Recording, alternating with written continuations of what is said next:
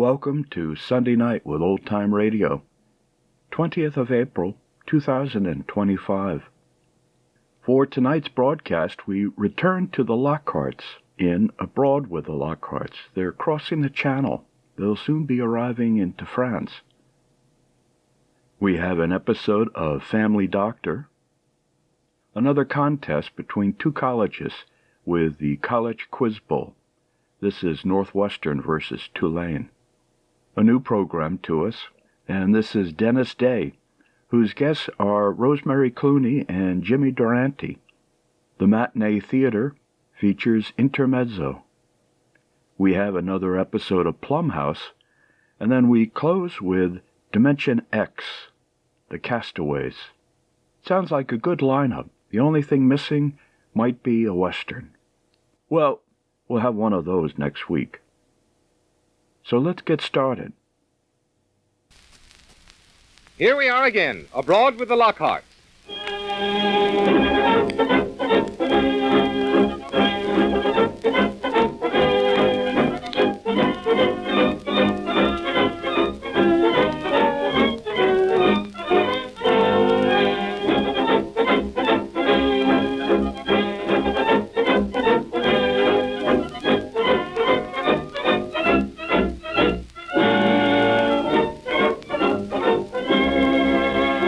Mr. and Mrs. Lockhart are taking a trip to Europe. That is, Mrs. Lockhart is taking Mr. Lockhart. As you probably know, Mr. Lockhart represents the average type of businessman. Blunt, comfortable, knows his own mind, enjoys his business and community, and would much rather have gone fishing. Mrs. Lockhart represents the pleasant type of housewife, belongs to the women's club and the literary club of her town, and still retains the spirit of romance. We find them crossing the English Channel to France. Now, that wasn't a bad channel crossing, was it, dear? No, but it might have been. Oh, now, don't be grumpy. Well, I wanted to fly over to Paris. There's lots of other times we can fly, dear. Look, we're coming into Calais now. I'll see enough of it later on. We'll be along inside in 5 minutes, sir. All right, Stuart. Have you got your landing ticket, madam? Why, no, I don't believe we have. Well, you'll need to find the purser, madam, and show him your tickets and see that you give up the right one and get a landing ticket from him. Where is the purser? Why, you'll find him in the cabin smoking room, ma'am, and show him your passport and see that you get it back. And when the porters come on board, you'll want to get hold of one for your hand luggage. Will, are you listening? Yes, I'm listening. And see that you get the porter's number so as you will know him again. And get ashore as quick as ever you can, ma'am, as the train gets off sharply. And... Will, are you paying attention? I am. And you'll want to give him up your landing ticket at one end of the gangplank and your landing pass at the other end. And when you get to the customs, you'll have to find your porter. Just keep on hollering out his name, and you'll see that you've got your keys handy to open your luggage. Will, I hope you're taking this all in. And then you'll want to see that you've got your railway tickets ready to show at the barrier, and your seat ticket to show to the car attendant. Oh, dear, oh, dear. And then, ma'am, see that your porter puts your luggage in the train. And then as soon as ever the train starts, you'll be quite all right because they come around shortly and announce that lunch is ready. It's quite simple, ma'am. Will, can you do all that? I cannot, and I don't intend to. Well, what will we do? Well, I'm going to walk off this boat, and if they want to stop me, they can do so. Well, they're sure to stop us. Well, if you'd taken my advice and gone by airplane, you wouldn't have had all this trouble. Here, give me the ticket. What for? Give me the tickets and I'll show you. Meet me at the gangplank in 2 minutes. But now, dear, Now, I said in 2 minutes. Oh, shucks.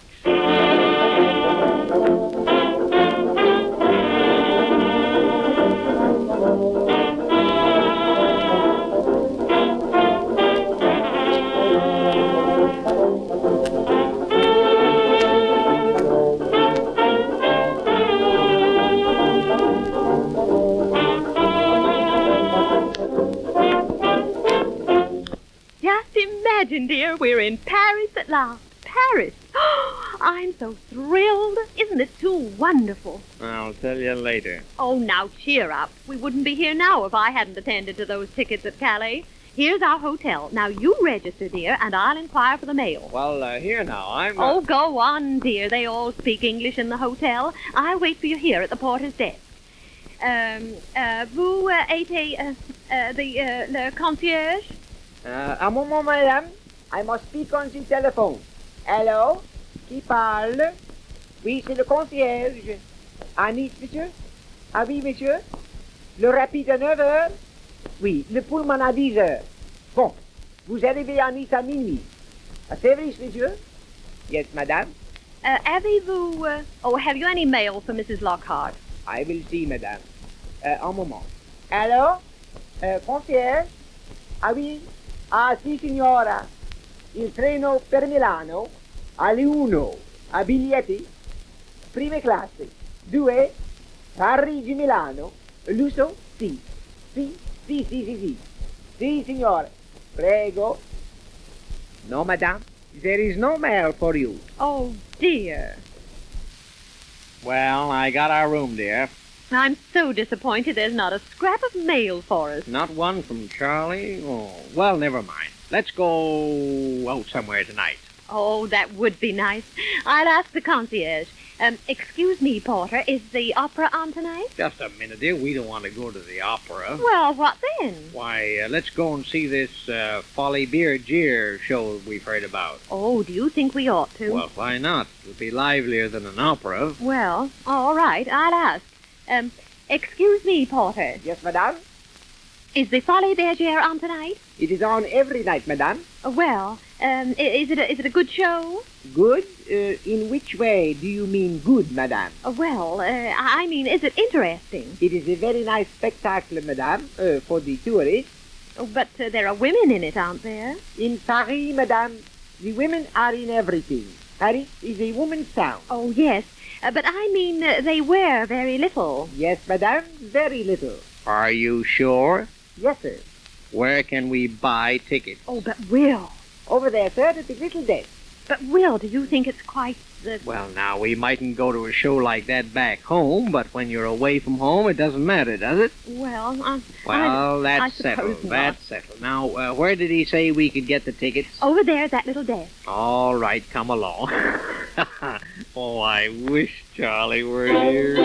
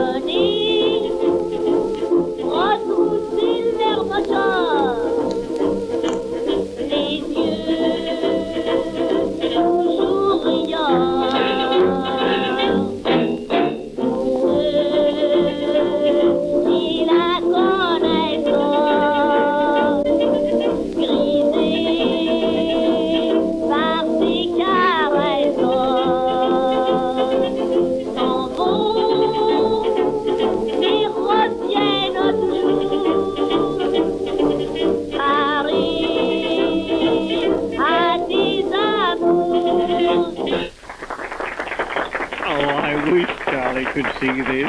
What a show.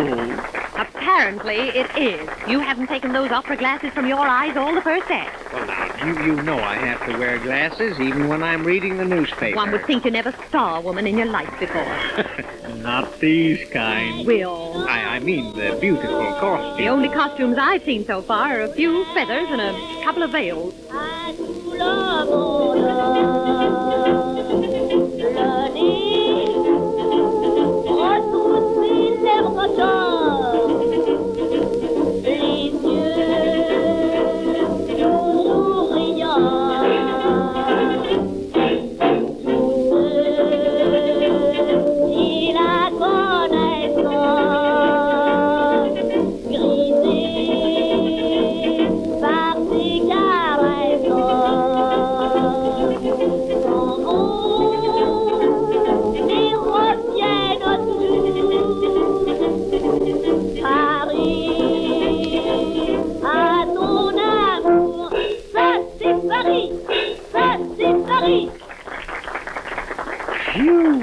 Boy, well, that must be the end of the first act. Would you like to stroll out in the lobby, dear? No, I'll sit here. You can go if you want to. Well, all right, dear. I won't be in the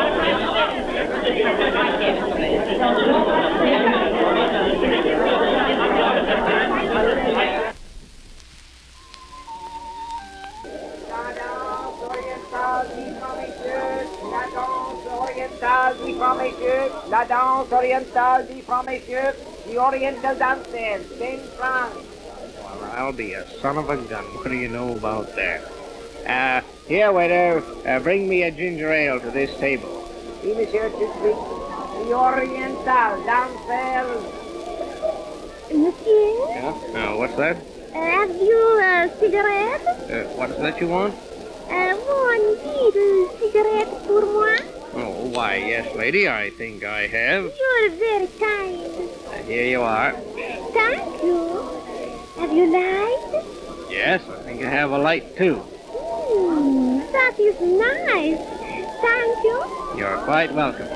You speak French, Nubby? No, I don't speak French. Oh, that is so bad. I speak English so little. Seems to me you speak it well enough to get what you want. You make fun with me? No, I don't now. I'm quite serious. Oh, you know make fun with me. No, see here. I no make fun with anybody. Oh. You like the performance? Yes, very good. The second act. It is not very interesting. Oh, isn't it? No, it is silly. Waste of time. Well, nevertheless, I intend to see it. Listen, I tell you something. Now, you listen, young lady. I'm not going Will? hello, dear. What are you doing? Come along this minute. Why, I was just coming, dear. I was just having a little... The very chat. idea. I no sooner leave you alone a minute and then... Now, dear, let me explain. Don't trouble to explain. I saw enough. Yes, I can tell you everything. If you'll just listen, dear. You I should was have sitting remained here... with and me. You should have remained with me like all the other men. Yes, but, dear, they don't. I was only sitting here There's and... the curtain. Come along. No, all right. And I'll hold the opera glasses this time. All right, dear, anything you say. And the next time we'll go to the opera. All right, dear. Well, now that we've been with the Lockharts to the Folies Bergère, let's join them as they visit one of the famous art galleries. Oh, Will, don't sit down there. We're nearly through. My dear, I've just got to sit down. I've been tramping through this Louvre Museum with you since 9 o'clock this morning. Well, now there's just one more picture to see. Well, I'm going over here to sit down. You can look at it. It's here somewhere. Oh, there it is.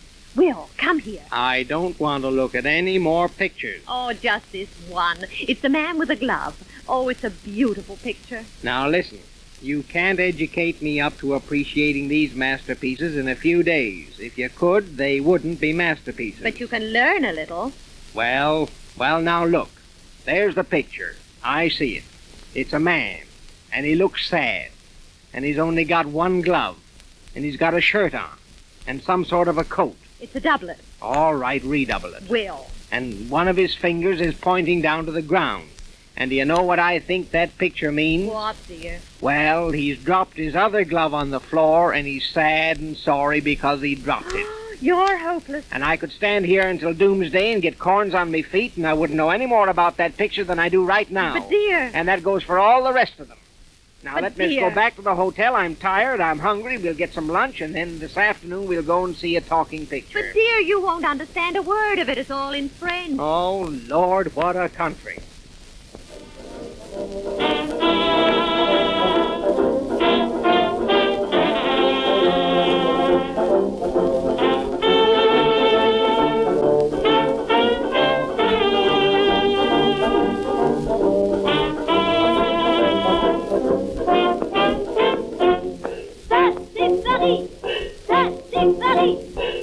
Ça, c'est Paris. And the look that Mr. Lockhart gave Mrs. Lockhart means there will be no motion pictures for them that afternoon. However, next week we pick them up as they continue their experiences in Paris. And we hope that you will be with us when we are once again abroad with the Lockharts. Truth is stranger than fiction. And this is the proof. This is Ripley. Believe it or not.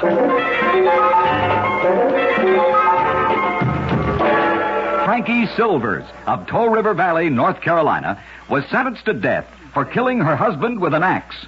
She mounted the gallows eating a piece of cake. and refused to be hanged until she had enjoyed the last crumb. Believe it or not. In a moment, I'll tell you about a very unusual pony.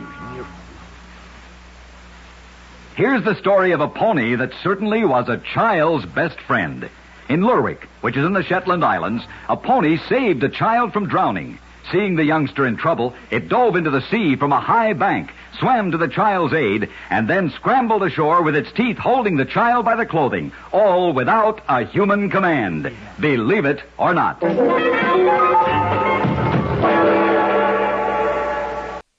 Truth is stranger than fiction. And this is the proof. This is Ripley's Believe It or Not. The first air-conditioned house in the United States was Lime Air, built in Luray, Virginia by Colonel T.C. Northcott. It was kept cool in summer and warm in winter by air piped from the nearby Luray Caverns. Believe it or not. In a moment, I'll tell you about a weaponless duel. One of the strangest duels where no weapons were used was between two sculptors. The great Buddha, a statue in the Diamond Mountains of Korea, was carved 600 years ago by a sculptor named Kindo. It's there because of an unusual duel in which Kindo and a rival sculptor named Rao agreed that whichever created the poorer statue would forfeit his life. Kindo won, and Rao drowned himself. Believe it or not.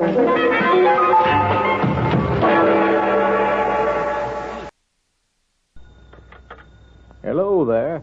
This is the family doctor.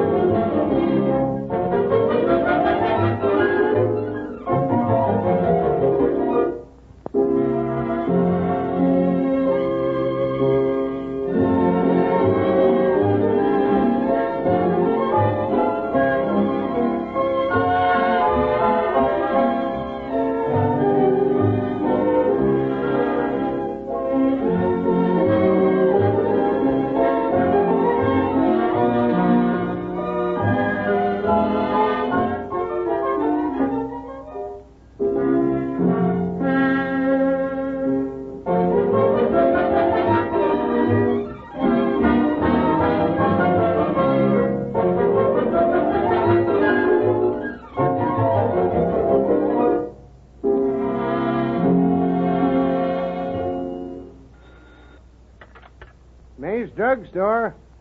Yeah, this is Pete May. Oh, hello there, Miss Adams. Yeah, he's here. Just came in. Doc Adams, your wife's on the phone for you. Oh, thanks, Pete. Yeah. Hello, Lou. No, I won't forget. I've got a note in my medicine bag, one in my small change pocket, and one inside my hat. All right, dear. I won't forget. Goodbye. Mrs. Adams thinks I'll always forget everything she asks me to do for her. Of course, I do. Just once in a while when I have something on my mind, like an operation or something like that, but... Wait a minute. Now, what was it she wanted this time? Let me see. Where's that note I left in my hat? What hat, Doc? Huh? What? Well, gosh to Friday. I must have left it over to the Rankins. You maybe got something on your mind this time, Doc, but it sure ain't your hat. Wait, now, here's another one of Lou's notes. Let's see. Note interest. She's right, as usual.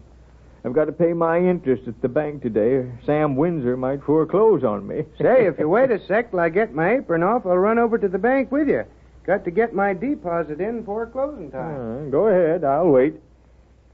Say, Pete, what do you do with your customers while you're gone like this? Oh, just let 'em wait. All it says is how the ones that don't wait just probably want a postage stamp.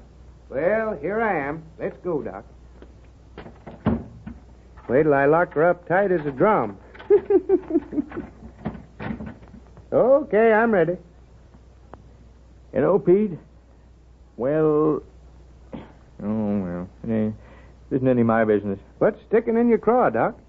Well, it just appears to me that you'd be giving the folks of Cedarton a lot better service if you had some bright youngster to help you at the soda fountain and make your deliveries for you and sort of help out all around. Oh, well, I suppose I would, but dang it, I tried a couple of years ago, and every one of them that applied had some sort of highfalutin idea about how much it was worth or getting off Saturday afternoons or something.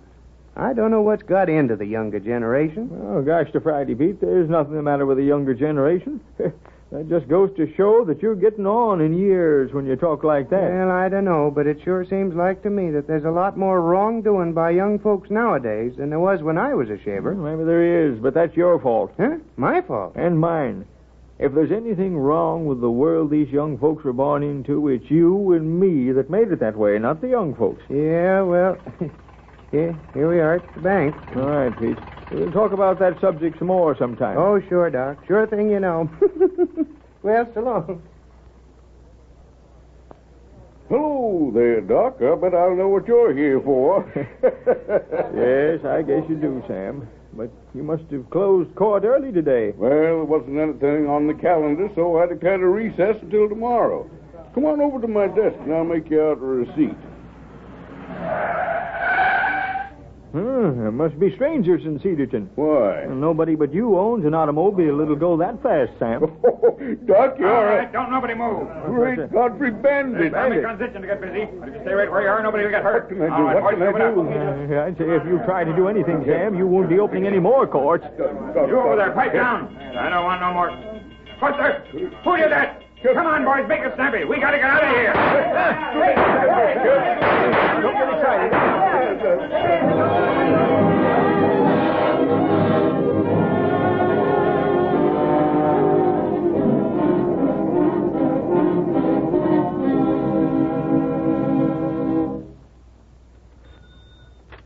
Hello, this is... Oh, hello, Lou. Yeah, I was there all right. Oh, I'm fine. No, nobody got hurt that I've heard of, and I guess I'd have heard. Well, I'm just cleaning up a few things, and then I'll be right home. All right, honey, you go on to bed then. Good night.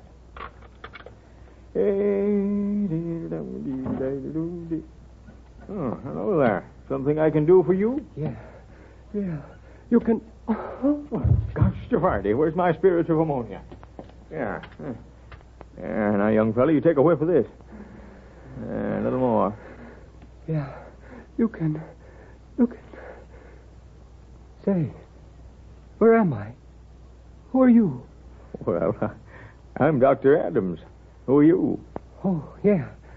I remember. I've got something wrong with my leg. Well, let's take a look at it. Young fella, well, you've been shot. Yeah, I know. Well, let's get you fixed up. Yes, sir. Now, what'd you say your name was? I didn't say. Oh, that's right, you didn't. Of course, I've got to have it for my records. Yeah? Well, just put me down as Johnny Jones. Johnny Jones, eh? Certainly a lot of you Joneses in the world. Where'd you all come from, huh? Oh, this'll hurt a bit, all right. Can't help it. Sorry. There. How'd you get this, Johnny? Me? I was hunting. Hunting, huh? Yeah. Oh, I didn't know there was any elephants around here. Elephants? Must have been pretty big game you were hunting. This is a bullet from a .45 automatic pistol. Yeah. Well, let's quit talking about it and get me out of here. Oh, I'm hurrying as fast as I can, youngster. I'm no youngster. Oh, no? No, I guess you're not. By the way, I need this for my records, too. How old are you? 19. 19? Yeah. Of course, if you were hunting today, you didn't hear about the bank robbery in Cedarton this afternoon. Yeah? Yeah, nobody harmed, though. Leastwise, none of the Cedarton folks. Now, this is going to hurt quite a bit. I got to be sure that wound's sterile. Say, now, gosh to Friday, that couldn't have hurt that much. All right. You've got me. I was with them. I was their lookout. Go ahead. Turn me in. Turn you in? Oh, you won't have to go to bed. That's just a flesh wound. You got a place to stay tonight? Stay? Oh, yeah, sure. Yeah, I've got a place to stay. Well, that's fine. Now, good night. How much do you? Oh, we'll do this an emergency. Good night, Johnny. Good night, Doc. Thanks.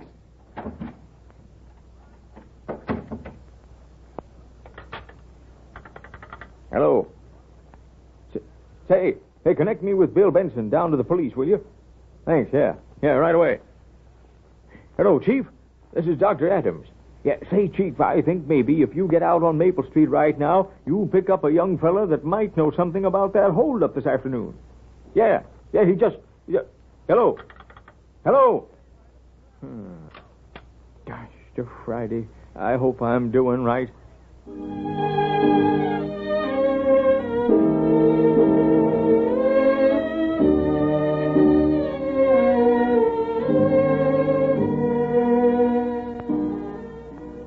Hey, Doc, what'd you want me to come up to court for? Be quiet, Pete. Judge Windsor's just about to open court. Well, all right, but I'd like to know what it's all about. Hear ye. General session of the Court of Peace of Cedar Township now in order. Judge Samuel Windsor presiding. Quiet. What's the first case? Well, the first and only case is the People versus Jones. Johnny Jones, to be exact. Who's the complainant? State, Your Honor. Complaint's on your desk there. Oh. Who's the first witness? Well, the first and only witness is Dr. Grant Adams. Dr. Adams, take the stand, please. Raise your right hand. You swear in the cause now, hearing to tell the truth, whole truth, nothing but the truth? I do. Dr. Adams, you treated a young man for a gunshot wound several nights ago, didn't you? Yes, I did. Did he admit to you how he was wounded? Yes, he did. He said he'd been hunting. Did he say anything about having participated in any holdup or robbery or anything of the sort? Any committing of a felony? No, sir. He didn't admit anything of the sort.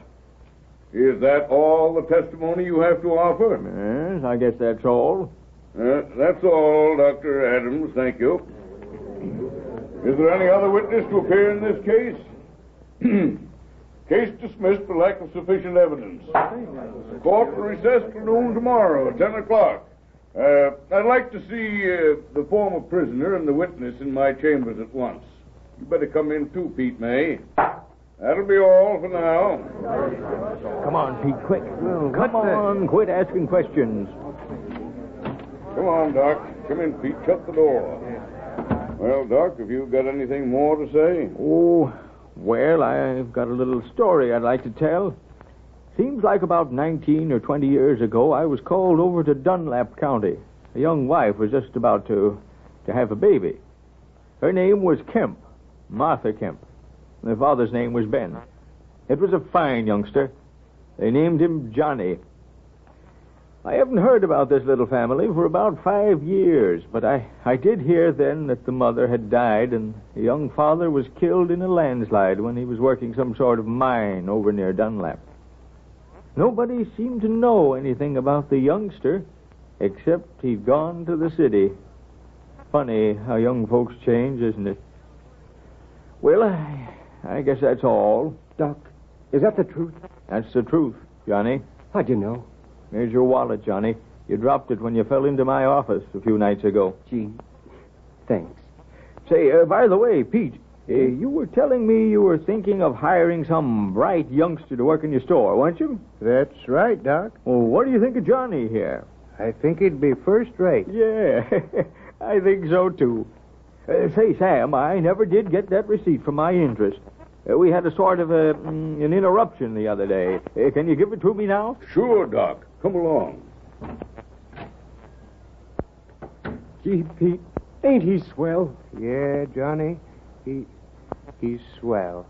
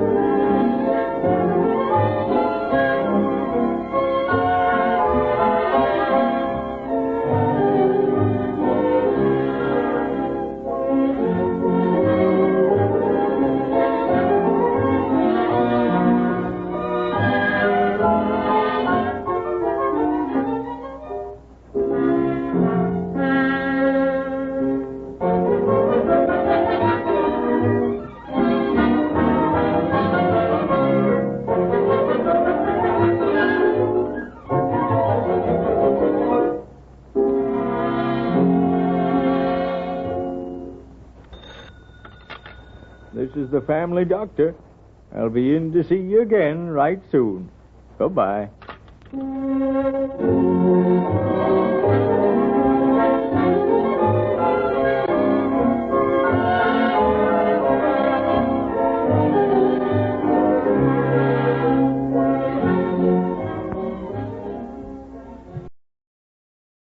National Broadcasting Company presents the College Quiz Bowl. Tonight from New Orleans, Louisiana, Tulane University.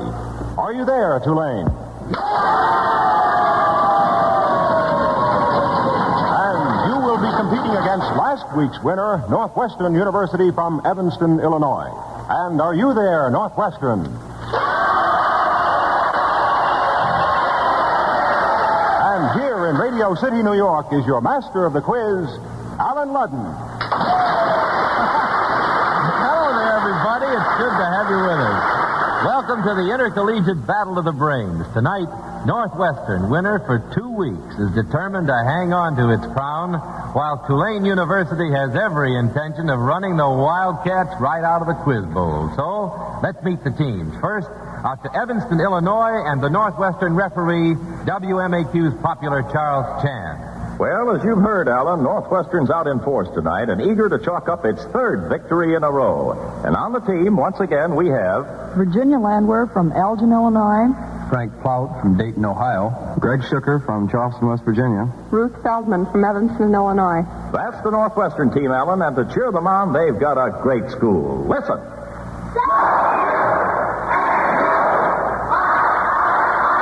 Well, that's one of the teams tonight in the College Quiz Bowl. The other one's way down yonder in New Orleans. So let's go down there and hear how they feel about their team at Tulane. Cliff Roberts of WDSU is on hand to serve as Tulane's referee. How are things in New Orleans, Cliff? Well, Alan, I'll let the Tulane Rooters speak for themselves. I think this will give you an idea of how they feel about their varsity scholars.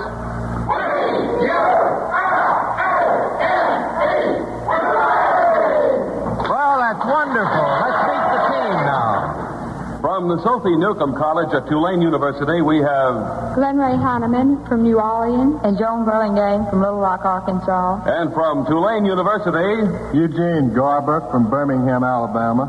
And Herbert Weil from New Orleans. And that's the team we think will do what Columbia and Wesleyan failed to do. Beat Northwestern. Okay, Roger Tuttle, the teams are all set now. What are the rules in this game of wits? Alan, the quiz is set up to determine how much these varsity scholars know and how quickly they can call upon their knowledge. So, we have toss-up questions. And this is the way they work. Alan Ludden asks a question, and the first team to signal it has the answer gets a chance to answer. If Northwestern signals first, you'll hear. And if Tulane signals first, you'll hear. And by means of a special electronic selector in the buzzer bell circuit, the team which signals first, even by a split second, makes it impossible for the other team's signal to get through.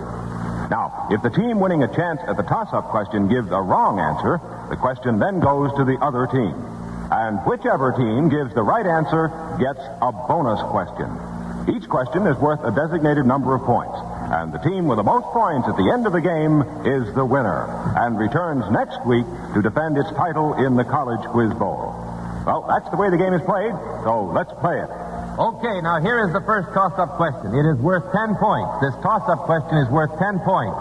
If you get it right, if a school gets it right, it will have a chance at a bonus question which will be worth a possible 50 points. So are you ready? Here we go with our first toss-up question. I'm going to read you a familiar quote. Now for 10 points, and don't signal until I'm finished, identify its author. A little learning is a dangerous thing. Tulane. Glenn Ray Hanahan. Okay, Glenn Ray. Alexander Pope. Alexander Pope, you're right for 10 points for Tulane. All right, for getting that first toss-up question, you have a chance here at a bonus question that could be worth 50 points for Tulane University. Now, here are some families that you all know. But you can, for 10 points per family, give me the first names of all the individual members. You were to give me all of the individual members for 10 points first of the Little Women. Name the 4 March sisters and the Little Women. Anybody on the Tulane team. Glen Ray? Glen Ray? Meg, Joe, Amy, and Beth. 10 points for Tulane. For 10 more points. You know there are 3 Gabor sisters. 3 Gabor sisters. For 10 points, give me the first names of all 3. Of all 3. You don't know the Gabor? Herb Weil. Jaja, Eva, and Yvette. Nope, it's Zaza, Magda, and Eva. Well, let's see. You've got a chance at another one here. The Brothers Kamartov by Dostoevsky. A novel by Dostoevsky. There are 3 brothers. Karamazov. The Brothers Karamazov. Gene Garber. Dmitri, Ivan, and Alyashka. You were right for 10 more points. There were 5 Dion quintuplets. For 10 points, name all 5 of them. 5 of the Dion quintuplets. Glen Ray? Yvonne, Annette, Emily, Cecile, and Marie. You are right for 10 points. In the Swiss Family Robinson, there were 4 sons. Can you name the 4 sons in the Swiss Family Robinson? Anybody on the Tulane team? Okay. No one here, Alan. I'll tell you, they were Ernest, Francis, Fritz, and Jack. Okay, now back to the toss-up question. Here's one for 10 points. President Eisenhower celebrated a birthday recently. How old is he? Tulane. Herbert Weil. 63. You're right for 10 points. Here's your bonus question for Tulane. It could be worth 30 points. First of all, for 10, name the 4 bodies of water that Florence Chadwick recently swam. Tulane. Glen Ray. Glen Ray. She swam the English Channel for one, Yeah, and the Dardanelles, right, the Strait of Gibraltar, right. One more. and I don't know the... Herb Weil knows. Catalina out in California last year. Catalina. No, recently, just recently, in Europe, the Bosphorus. All right. Joan Burlingame. Well, I'm sorry I gave you the answer there. Now, we will skip that, but there are 2 more parts of this question. You might possibly still make 20 points on this question. One of the waters she swam with the Dardanelles. In ancient times, it was known as the Hellespont. Now, for 10 points, can you tell me the English poet who, like Miss Chadwick, swam the Hellespont? Herb Weil. Byron. Lord Byron, you're right for 10 points. Now, for 10 more points, can you name the mythical youth who nightly swam the Hellespont to see the girl he loved? Gene Garber. Oh, Leander. Leander, that's right. Leander for 10 points. All right, now back to the... Before we get back to another toss-up question, let's find out what the stakes are in this quiz game. Roger Tuttle. Yes, sir, Alan. Each week, NBC will award to the school of the winning team a $500 gift to be administered by the college. It may go to a scholarship fund or to a campus activity. And each member of the losing team will receive an attractable, dependable Wittnauer wristwatch, a distinguished member of the Longines Wittnauer family of fine watches since 1866, makers of watches of the highest character. Those are the stakes. Now with the score, Tulane 70, Northwestern nothing, and 19 and a half minutes to go, we go back to a toss-up question. But remember, the team answering it correctly gets a chance at a bonus question. Alan? Okay, let's get this ball back in play. Here's the toss-up question for 10 points. If you went around the globe to the city of Bologna, you'd be in Italy. Now, to what country would you go to find the city of Ham? Tulane. Joan Burlingame. Germany. Germany, you're right for 10 points for Tulane. Is Northwestern there? We are. Okay. We're just sitting back. All right. Hang on, Northwestern. Here's a bonus question that could make for Tulane 40 points. They got all the points. It's a music question. We're going to test your alertness now, Tulane. We're going to play the opening bars of some very popular records that you've heard many, many times very recently. Now, from these opening notes, you're to tell us for 10 points each the name of the record that begins that way and the artist who performed the record. Now, that's the trick, the artist, too. All right, see if you can identify this record and artist.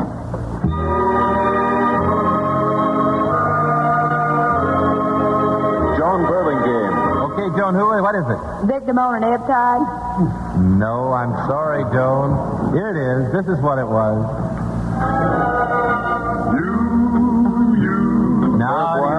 Okay. Mills Brothers with You. Yeah, it was the Ames Brothers with You, but you missed it. But try it on this one. Here's the beginning of another record you may recognize. Joan Burlingame. Joan, who is it? It's Ebb Tide. So what is the artist? What is the orchestra? Percy Faith. No, I'm sorry. It's Frank Checksfield. Frank Checksfield. Ebb Tide, you're right. It is, but it's Frank Checksfield. You must know the artist. See if you can identify this record and the artist who sings it.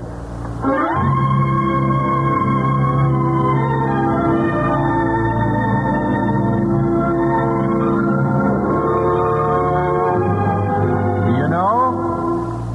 Who's going to sing in just a second? It seems, Alan, as if no one at Tulane does. They will in a minute.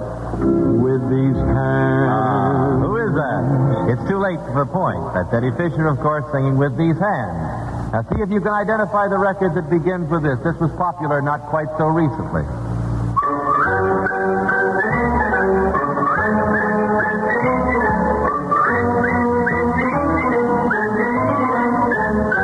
Okay, does anybody know that record down in Tulane?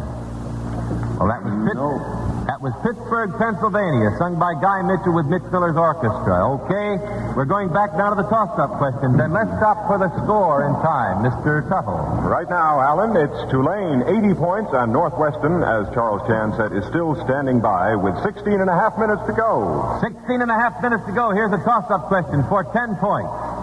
We know that Christ was born at Bethlehem. Name the river where he was baptized. Northwestern. Ruth Feldman. The Jordan. The Jordan River for 10 points.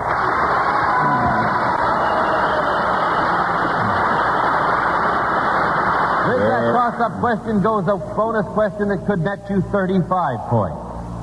Winston Churchill, Nobel Prize winner for 1953, has recently completed the 6th volume of his World War II memoirs. We'll give you 20 points if you can name any 4 of those 6 volumes. The team can work as a team. Any 4 of the 6. The Gathering Storm is one. All right, that's one. That's one. Anybody else on the team know anybody else? Any other of them? Okay, the time's up. The Closing the Ring, The Gathering Storm, The Grand Alliance, The Hinge of Fate, Their Finest Hour, and finally the 6th, Triumph and Tragedy. Now, you still have a chance for 15 points if you can name the romantic novel Sir Winston wrote back in 1900. The romantic novel by Sir Winston Churchill. Possible 15 points, Northwestern. Afraid not. Okay, if you'd have just said Savrola, you would have gotten 15 points. Let's go back to a toss-up question. Here it is. Are you ready? On July 11th, 1804, 2 pistol shots were fired in Weehawken, New Jersey.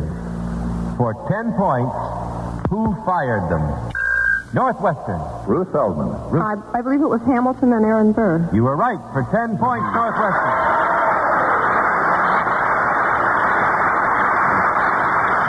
Okay, here's a 30-point bonus question that you got as a result of winning that toss-up question. We're going to turn our eyes to the sky, and for 10 points each, I want you to identify the largest planet in the solar system. Anybody in Northwestern? Greg Shooker will take that one. Okay, Jupiter. Jupiter. Did you say Jupiter? Yes, I did. You're right, for 10 points. For 10 more points. The planet nearest the sun. The planet nearest the sun. Ruth Feldman. Mercury. Right, for 10 points. For 10 more points. The planet which is second in order of distance from the sun. Second in order of distance. Ruth again? Ruth? Neptune. No, Ruth. No, Uranus. Venus. Uranus. Venus. Who said Venus? I said Venus. You said right for 10 I was thinking points. the other side. All right. Roger, will you give us the score in time? Yes, sir, Alan. Right now, the score stands Tulane 80 points, and Northwestern is creeping up with 50 points, and there's 13 and a half minutes to go. All right, now may I tell you for this next toss-up question, we have a 10-point bonus question. Here's the toss-up question. Who was the father of the present Duke of Windsor? Tulane. Joan Burlingame. Joan. Edward VII. No, I'm sorry. It was King George V. King George V. Well, we needed a chance at that question, Alan. You certainly did. I gave the wrong answer. And we had it. Well, let me give you another one right now. Here is a toss-up question. I think the only thing to do in this case is to give another toss-up question of 10 points, open only to Northwestern for 10 points. Here's an English novel. This is just for Northwestern, a chance at 10 points. If they get it right, they will get the bonus question. Here's an English novel published in 1852. The plot revolves around a lawsuit, Jarndyce versus Jarndyce. For 10 points, tell us the title of the book. The title of the book, published in 1852. A lawsuit, Jarndyce versus Jarndyce. Anybody in Northwestern? No sale. Or not. No sale. Okay, we'll have to move along. Here's... Oh, the title of the book was The Bleak House by Charles Dickens. I'm sorry. All right, here is a kick-out toss-up question that's tossed up in the air to both schools. Recently, the Louisiana Purchase again made headlines. For 10 points, tell us why. Northwestern. Ruth Feldman. Well, is something the matter? No. In New Orleans recently, President Eisenhower reenacted the signing of the Purchase. He took the part of Jefferson. You're right for 10 points, and for doing it, you get a chance at a 25-point bonus question. Here are some famous pairs, and I mean P-A-I-R-S. I'll name one, you match its mate. 5 points for each one you get right. Lancelot and who? Elaine. Elaine for 5 points. Sacco and Vanzetti. for 5 points. Tweedledum and Tweedledee. Lunt and Fontaine. Fontaine for 5 points. In the title of the Greek pastoral, it's Daphnis and Chloe. Chloe for 5 points. Roger, will you give us a score and time? Alan, it's reversed itself a little bit now because Tulane has 80 points and Northwestern has climbed ahead of them by 5 points at 85 with 11 minutes to go. 11 minutes to go. All right, we're going to move right along to the next toss-up question. For 10 points, who discovered insulin? Who discovered insulin? Tulane. Herbert Wilde for Tulane. Waxman? No, sorry, can you take it, Northwestern? Can you? Greg Shooker wants to try. I think it was Pasteur, but was it? Oh. It wasn't Pasteur. No, I'm sorry. It was Sir Frederick Grant Banting. All right, here's a toss-up question. For 10 points, tell us who wrote A Thing of Beauty is a Joy Forever? Tulane. Eugene Garber. John Keats. John Keats in the Endymion. All right. For that, you get a 10-point bonus question. Here it is. A woman made history at the Battle of Monmouth during the Revolutionary War. Who was she, and what did she do? Joan. Molly Pitcher, and she carried water to the soldiers over the line. You're right for 10 more points, Tulane. Here's a toss-up question. The mayor of Cleveland, Ohio, has been appointed to succeed the late Senator Taft as United States Senator. Glen Ray Hanneman? I'll get it yet. Nolan. No. This is a bonus question. Wait, no, this is not a bonus question. Oh, It's a toss-up question. Northwestern wants it. All right, just a minute. We answered down here, didn't we? The Northwestern light lit. Northwestern, you take it. The senator who succeeded Senator Taft. Crazy Frank Plout. Okay, Crazy This Frank. is Mayor Burke of Cleveland. You're right for 10 points. All right, here's a bonus question worth 15 points. It's a simple problem in mathematics. Get your pencil and paper ready. You are to take the number of Frenchmen who can't be wrong. Add the title date of George Orwell's futuristic novel. Subtract the number of hits Billy Martin made in the recent World Series. And for 15 points, give me the numerical answer. I'll run it again slowly for the audience. The number of Frenchmen who can't be wrong. Add the title of George Orwell's futuristic novel. Subtract the number of hits Billy Martin made in the recent World Series. And for 15 points, give us the numerical answer. Well, we've got all kinds of hands up We'll there. give it a try here. Okay. Frank Klaus. Well, 50 Million Frenchmen can't be wrong, and 1984 is the title of the novel, and 12 hits, I believe, and if you add 1984 and subtract 12, it's 50 million. Wait a minute, let's go through this again. 50 million. 1,000. 1,972. Why not 50,001,972 for 15 points for Northwestern. Roger, will you give us the score and time? Alan, it seems to be a seesaw battle because Northwestern has climbed ahead now 110 to Tulane's 100 points with 8 minutes to go. Okay, here's a toss-up question worth 10 points. One of the big Eastern football games of the day was the Columbia Army game. For 10 points, give us the final score. Tulane. Herb Weil. Army won it 40-7. 40-7, Army. You're right. Here's a bonus question worth 25 points. Possible 25 points. Besides newly appointed Chief Justice Warren, there are 8 other Supreme Court justices.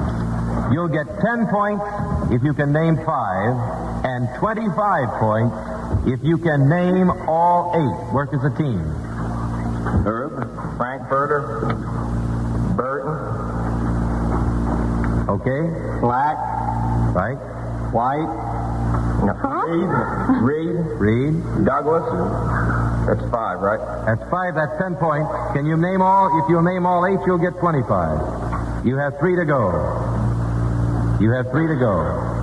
Okay, time's up. You missed Tom Clark, Robert Jackson, and Sherman Mitten. For 10 points, though, you did name 5. Here is a toss-up question for 10 points.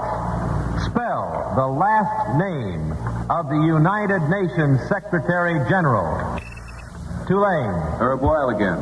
We'll try it. Okay.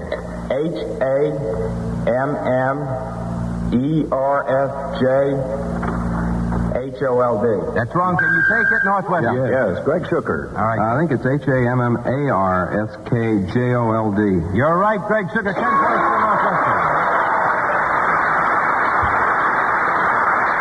For getting that, you get a bonus question worth 30 points. It's a music question. We're going to play 3 classical compositions, all of which are dances of one sort or another. Now, you're to name the composition and give us the composer's name for 10 points each.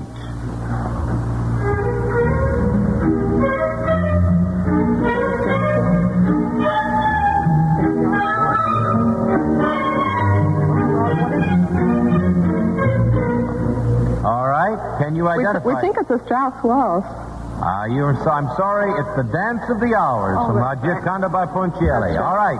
See, this is another one. This is a music composition with dance. A dance of one sort or another.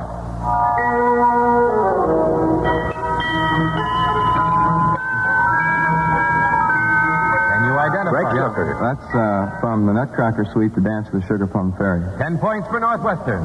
Here's another dance for 10 points.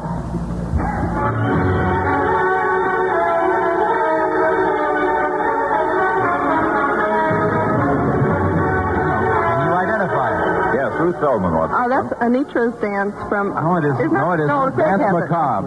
10 points for Northwestern. Dance Macabre by Sanson. All right. Will you give us the Roger? Roger, will you give us the score in time? I certainly will, Alan. Right now, Northwestern is leading 140 points to Tulane's 120 points, and we have 5 minutes to go. 5 minutes to go. Here's the kickoff question. 10 points. What proverb is hidden underneath this elaborate language? A languid ventricle never obtained comely female. Northwestern. Ruth Feldman. Faint heart never won fair lady. For 10 points, Northwestern. Here's a bonus question that could earn you 25 points. We want you to give us the much publicized hometowns of the following well-known personalities for 5 points each. Harry S. Truman. Independence. 5 points. Joe DiMaggio. San Francisco. 5 points. Jack Benny. Waukegan, Illinois. 5 points. Rocky Marciano. New York. Nope. Brockton, Massachusetts. And finally, Meredith Wilson. Iowa. But what's the town? What's the town? Mason City, I think. You're right for 5 points, Northwestern. Score in time, Roger. Right now, the score, Northwestern 170 points, Tulane is 120 points, and we have 3.5 minutes to go. For 10 points. 10 points is a toss-up question. Name the first capital of the Confederacy. Tulane. Gene Garber. Richmond, Virginia. Oh, how about it, Northwestern? Can you take it? What? The first capital. New York. Ruth Feldman is excited. No, not Come in, Ruth. Wait, I First thought I capital had of the it. Confederacy. Sorry. You sorry. had your chance. You missed it. It's Montgomery, Alabama. Here's a toss-up question. 10 points. Give me the full name of Anna in the book Anna and the King of Siam. Tulane. Glen Ray. Anna Lee Owens. Anna Lee Owens for 10 points. You're right. You have a chance. You won a chance at a 15-point bonus question. Recently, 500 British workmen went out on strike because they were prohibited from brewing tea on the job. Historical events of perhaps greater magnitude have been associated with the word tea. Can you identify the following for 5 points? A famous act of revolt. Joan Burlingame. Boston Tea Party. That's right for 5 points. Now, for 15 points, or for 10 points, an incident that took place in 1922 concerned with the leasing of oil fields near Casper, Wyoming, for 10 points. Glen Ray. The Teapot Dome scandal. 10 points for Tulane. All right, here we go with a toss-up question. For 10 points, now think back to your ancient philosophers. This man produced works on philosophy, government, and science. Plato was one of his teachers, and he himself taught Alexander the Great. Who is he? Northwestern. Ruth Feldman. Aristotle. Aristotle for 10 points. All right, here's another. You want a bonus question of 15 points. This is a problem in simple mathematics. Actually, we'll test your knowledge of classical music, so get your pencil and paper ready. You are to take the number of Mozart's Jupiter Symphony. Add the number of symphonies written by Brahms. Divide by the number of symphonies written by Beethoven. And for 15 points, give me your numerical answer. Well, one of them. Which one is it going to be? Greg Sugar. This is, we're on 5. The numerical answer is 5, and you're right for 15 points. Quickly, I'll break that down. Mozart's Jupiter Symphony number 41, plus 4 symphonies by Brahms equals 45, divided by 9 symphonies written by Beethoven, and he got 5 right. Okay, here's a toss-up question. For 10 points, place this quote. A soft answer turneth away wrath. Tulane. Glen Ray. I think it's from the Bible. You're right from the Bible. For 10 points, you get a bonus question that could be worth 30. I'll give you the name of an author. I want you to give me the title of one of his books which contains some kind of food in the title. 10 points for each right answer. John Steinbeck. Grapes of Wrath. Right for 10 points. Ignazio Silone. Ignazio Silone. The Blackberries. No. A jug of wine. Oh, you're almost right. The correct title would be A Handful of Blackberries. All right, here's one more for 10 points. R.D. Blackmore. This is the trick one. R.D. Blackmore. R.D. Blackmore wrote a book called Lorna Doone, which could be called food, I guess. All right, here's a toss-up question for 10 points. What did the 4 following gentlemen do together? Alan, I'm sorry, the time's up. That's all the time we have. But the game's over for this week. And the final score in tonight's College Quiz Bowl is 165 points for Tulane and 195 points for the winner, Northwestern. For fielding the winning team tonight, Northwestern University will receive a $500 gift to be administered by the college. And these varsity scholars from Northwestern will return next week to compete in this new All-American quiz game with the varsity scholars of the University of Minnesota at Minneapolis, Minnesota. To each member of the Tulane team, it's our pleasure to award an attractive and dependable Whitnauer wristwatch, a distinguished member of the Longines Whitnauer family of fine watches. Since 1866, makers of watches of the highest character. Now here once again is your master of the quiz, Alan Lund. Congratulations to Northwestern again, and again may I say now to Tulane. to Glenn Ray Hanneman, to Joan Burlingame, to Gene Garber, and Herbert Weil. You did a great job. You did a wonderful job. Next week, Northwestern meets Minnesota, and in the weeks to follow, we'll have varsity scholars from Radcliffe College for Women, University of Wisconsin, and other outstanding colleges and universities all over the nation. Be with us next week and every week for an exciting quiz game here in the College Quiz Bowl. Now, this is Alan Ludden saying see you tomorrow on Weekend, and so long, everybody.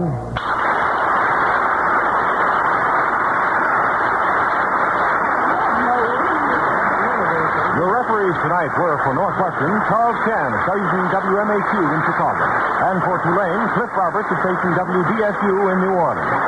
College Quiz Bowl is an NBC Radio Network production and is produced by John Moses and Don Reed, directed by Ken McGregor. This is Roger Tuttle speaking.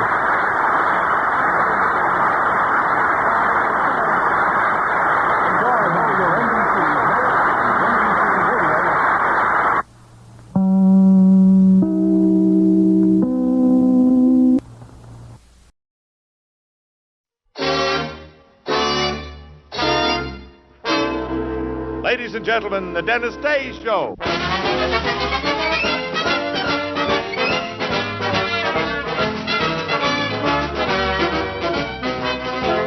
Yes, it's Dennis Day with Robert Armbruster and the orchestra. And Dennis' special guests, Rosemary Clooney and Jimmy Durante. And now here he is, the star of our show, Dennis Day.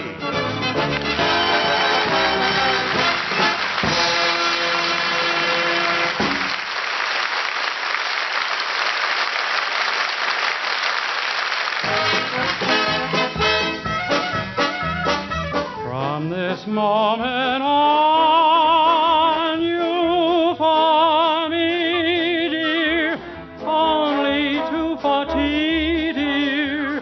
From this moment on, from this happy day, no more blue songs, only whoop-de-doo songs.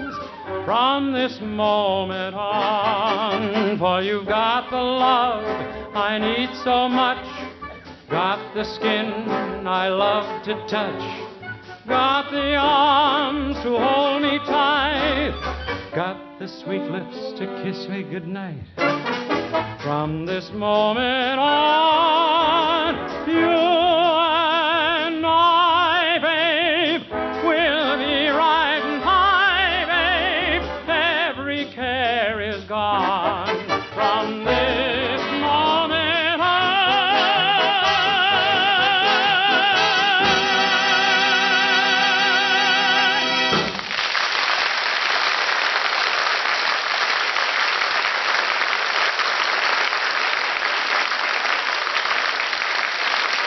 Thank you very much, ladies and gentlemen. Well, this is a big night for me. A new radio show for a new sponsor is an important occasion, and to tell you the truth, I'm a little nervous. Oh, come, Dennis. Why should you be nervous?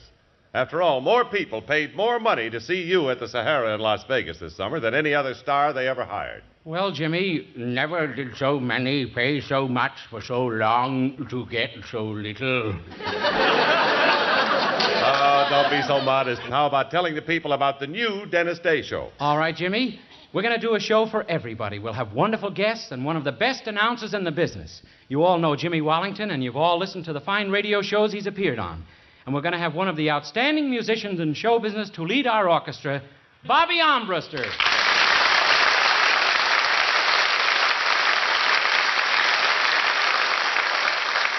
Thanks. That was a very generous introduction. Well, believe me, Bobby, it was straight from the heart. To a singer, the music and the orchestra is everything. It is? Yes, sir. You're the most valuable member on this show. Boy, wait till I get home and tell my wife. She says I'm nuts.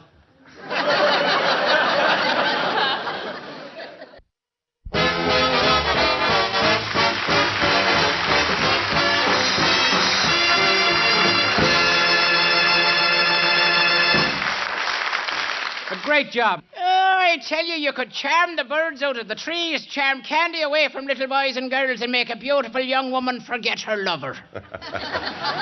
Well, I see a beautiful young woman, and I'm ready to try when you give the word. Who? Miss Rosemary Clooney, star of Paramount Pictures, top recording star. Yeah, and general all-around girl. Thank you, Dennis.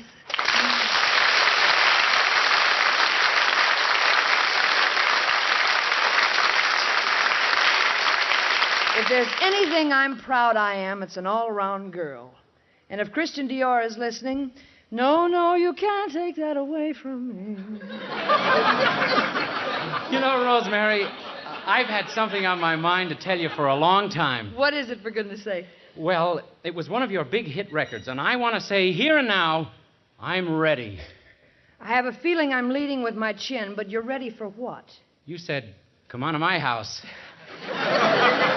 Well, Jose and I will be very happy to have you over any time. Jose? Well, somehow it doesn't sound like what I had in mind. Oh, come on, Dennis. Don't tell me you're a wolf. Oh, of course not. I just happen to love apple, a peach, and a pomegranate, too. Say, Dennis, according to my program, Miss Clooney is supposed to sing right here. Oh, I'm ready if you are, Bobby. All right. Ladies and gentlemen, here's Miss Rosemary Clooney singing All the Pretty Little Horses.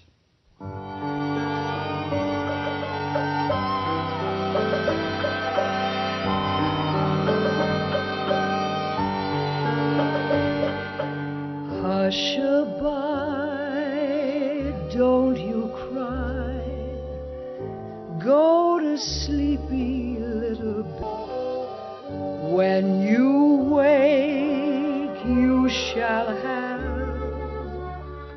all the pretty little horses, blacks and bays, dapples and grays.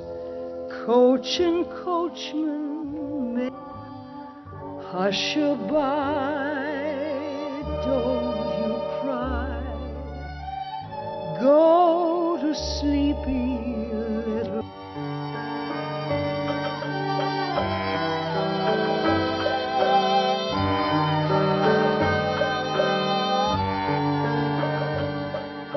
The bees and pretty butterflies are closing tired eyes. It's slumber time. They know it's time for them to go to sleepy town. And so, sweetheart of mine, hush-a-bye, don't you cry. Go to sleepy little baby. When you wake, you shall have all the pretty little horses,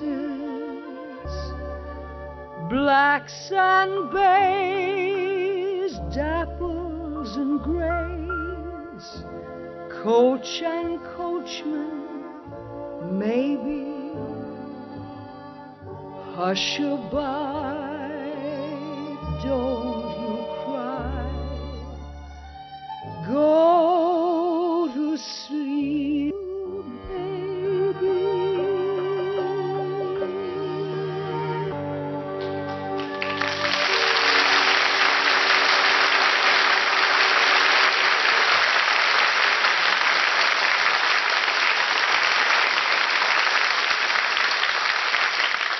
Ah, Miss Clooney, that was superb. Well, thank you, Jimmy. From you, that's a very high compliment. I understand you're something of a connoisseur of girl singers. Oh, yes, indeed. Collecting records made by female vocalists has been a hobby of mine for years. Oh, I had a hobby like that when I was about 16. Collecting records of girl singers? No, collecting girls. And speaking of girls, you and your sister Betty have the disc jockeys all over America talking about the Clooney girls. Do you have any other sisters? No, my sister Betty and I were the only girls in a whole house full of boys. Brothers? How many? Brothers, nothing. Boyfriends. Betty and I like that much, much better. My mother and dad had nothing but boys. No girls at all? Tell me, Dennis, are any of your brothers in show business? No, Brother Jim's a doctor and Brother Bill's a dentist. Oh, a medical family. Yep, our family coat of arms is a blue cross surrounded by jewel-encrusted tongue depressors. You know, Dennis, what I missed most about not having any brothers was that I never heard any romantic duets sung around the house. Yeah, the same thing in my house. Hey, Rosemary, why don't we adopt each other temporarily and sing one now, huh? Place, park, scene, dark. Silvery moon is shining through the trees. Cast to me you, sound of kisses floating on the breeze. Act 1, begun. Dialogue, where would you like to spoon? My cue with you underneath the silvery moon. By the light of the silvery moon, I want to spoon. To my honey, I'll croon love's tune. Honeymoon, keep a shining in June. Your silvery beams will bring love dreams. We'll be cuddling soon. Be cuddling soon by the silvery moon. By the light, by the light, by the light of the silvery moon, of the silvery moon, I want to spoon. I want to spoon. To my honey, I'll croon. I'll croon love's tune. tune. Honeymoon, honeymoon, honeymoon, keep a shining in June. Your silvery beams will bring love dreams. We'll be cuddling soon. Be cuddling soon by the silvery moon. The silvery moon, by the silvery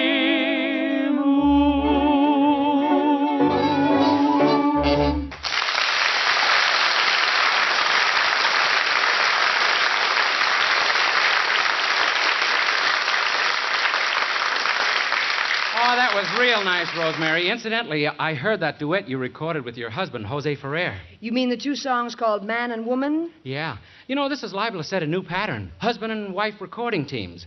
Can you imagine a disc jockey playing something by Bogey and Baby?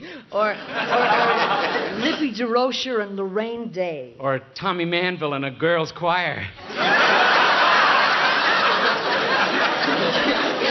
You know who I'd love to hear in a duet? No, who? Ronald Coleman and his wife, Benita. Rosemary, no sooner said than sung. You be Benita and I'll be Ronnie. Oh, Ronnie? What is it, Benita? You're 2 hours late for our vocal rehearsal. What delayed you? Benita, my dear, I stopped off and played a few rounds with Ike. That wasn't cricket. It wasn't golf either. Well, now that you're here, shall we rehearse for our gramophone record? Now I'm ready. Act 1, Scene 1. Couple meeting for a spot of tea. Act 1, Scene 2.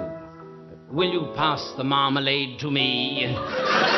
May I give you something sweet to make your heart go bump? Yes, dear. Yes, dear.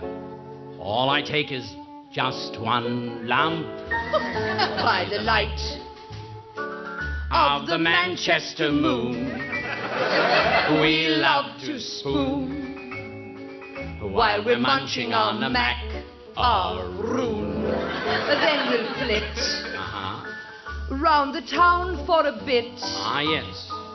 And we'll be gone until the dawn, while we doggedly slog through the Manchester fog.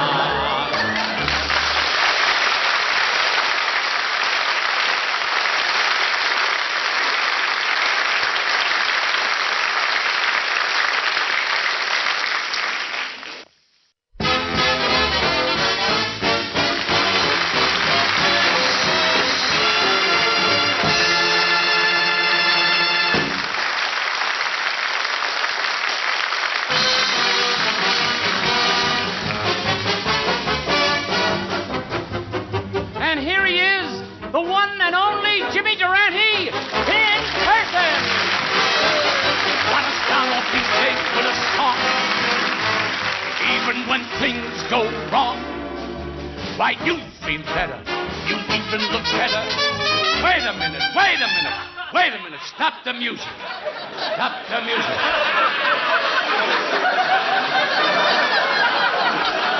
The trumpet player's only using one lip.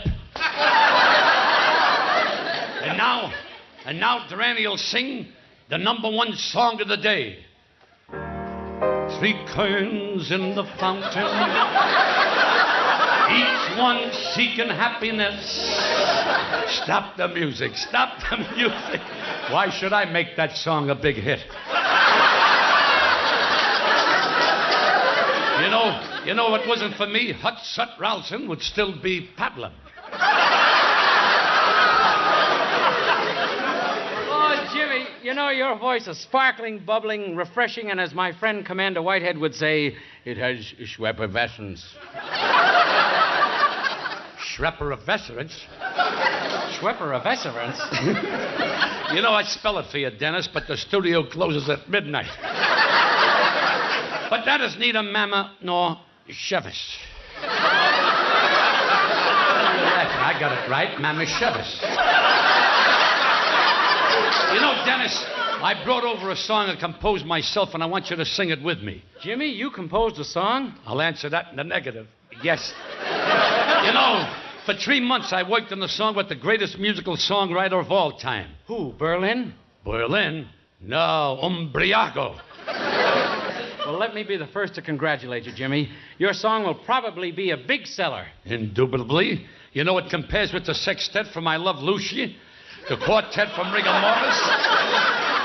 Wait, them words they're giving me here.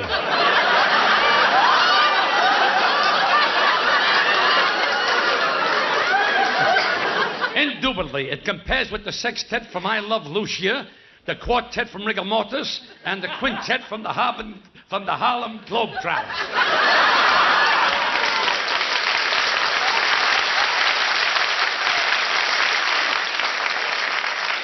Wait a minute, Jimmy. You're talking about classical music. If I remember correctly, you only sing popular songs. Dennis, your memory's bad. But, Jimmy, you don't have the type of voice for operatic arias. I always sing operatic arias. Your ears are bad. Oh, so you're a long hair. Your eyes are bad, too. You know, for your information, Dennis, this summer I electrified the Hollywood Bowl. You did? Yeah, me and 3 other electricians. I got 1 million of them, 1 million of them. Hardly had the ink dried on my manuscript when the offers started pouring in. Yeah? Rodgers and Hammerstein wanted my song for a show. Darryl Zanuck wanted it for a movie, and I even got an offer from Liberace. What did Liberace want with your song? He needed the paper to light his candelabra. Yes, Brother George has short fingers.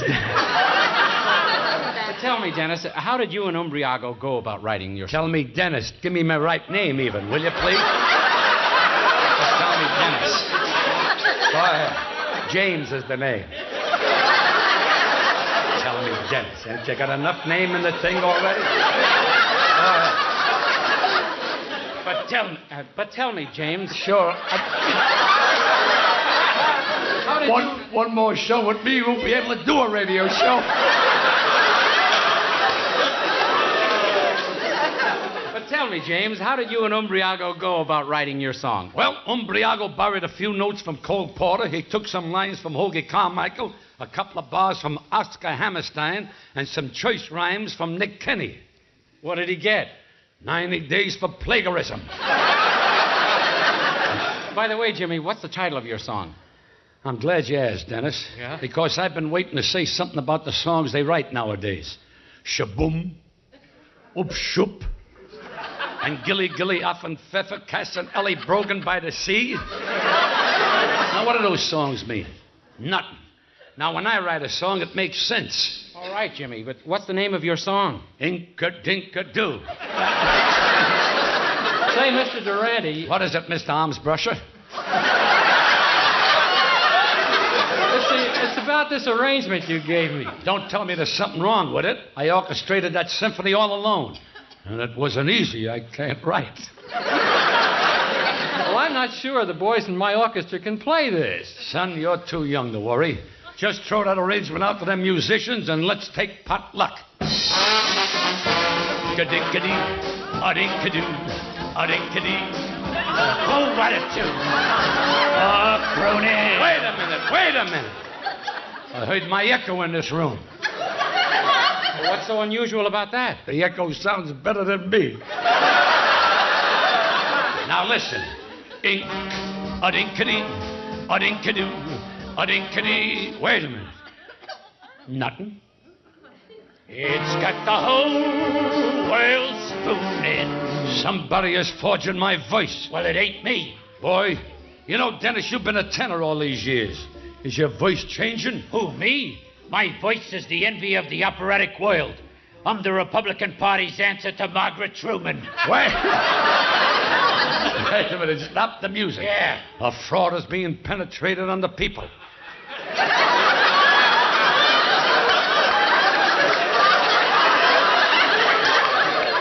You're imitating me, and there just ain't room in this town for two Duranis. Yeah, that's right. One of us has got to go. With both of us talking like this, nobody'll ever know which twin is the phony. Okay, Dennis. Let's toss the harmony around. And the last guy to finish is a bum. Yeah.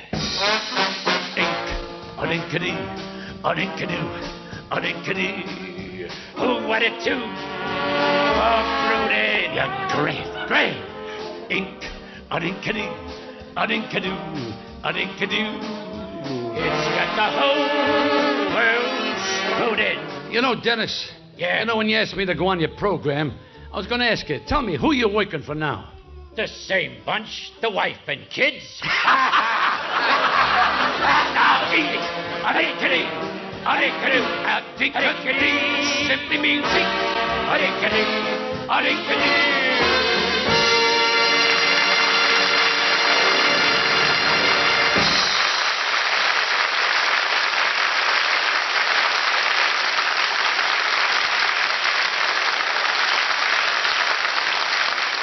Oh, Jimmy, you sang beautifully, and your diction was flawless. Why not? I once took electrician lessons. Now, wait a minute. You know, they spell these words wrong.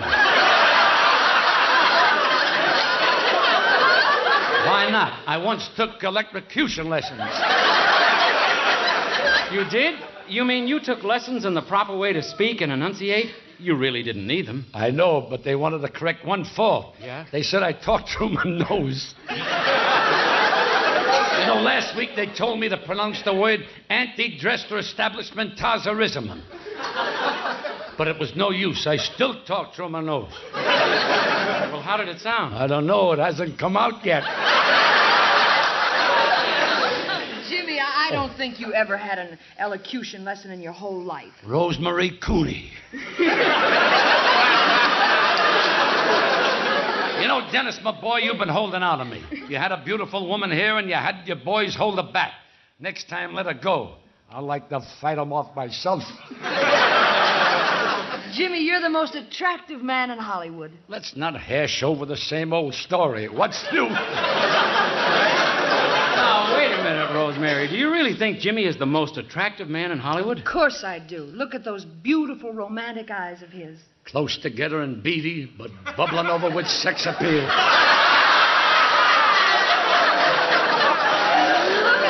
at that wonderful nose. To the men who climbed Mount Everett, you'll never plant the flag of England on this peak. All right, Dennis, go about your business and sing. I'm going to hum to Rosemary in a quiet corner and just plain drive her crazy. What a catastrophe this is.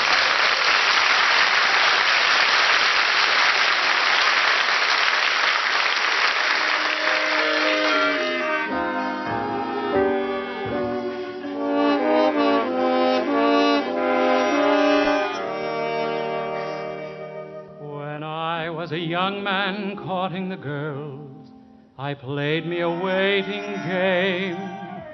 If a maid refused me with tossing curls, I'd let the old earth take a couple of whirls, while I plied her with tears in lieu of pearls. And As time came around, she came my way.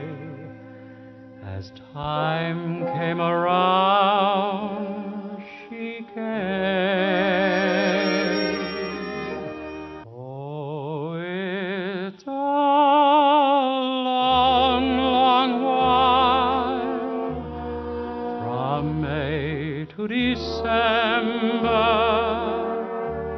but the days grow short when you reach September, when the autumn weather turns the leaves to flame.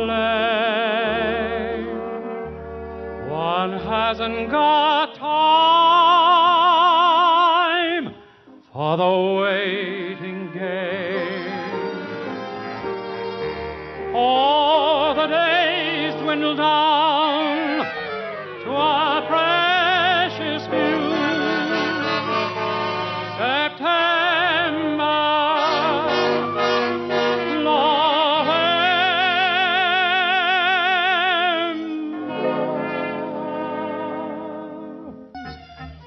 I'll spend with you these precious days.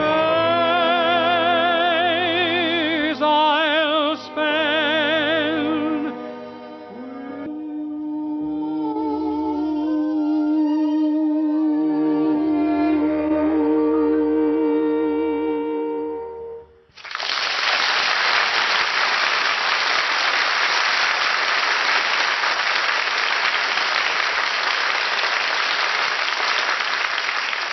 Thank you very much, ladies and gentlemen. That's it for now. And don't forget to tune in next week when our guests will be Rochester and Peggy King. Rochester and Peggy King. Join us then, won't you? This is Rosie Clooney. And Nosy Durante. And ring around the rosy nosy day, saying, every song that I sing, I'll sing to you, and I hope I can bring you a smile or two. so long, everyone, and God bless you.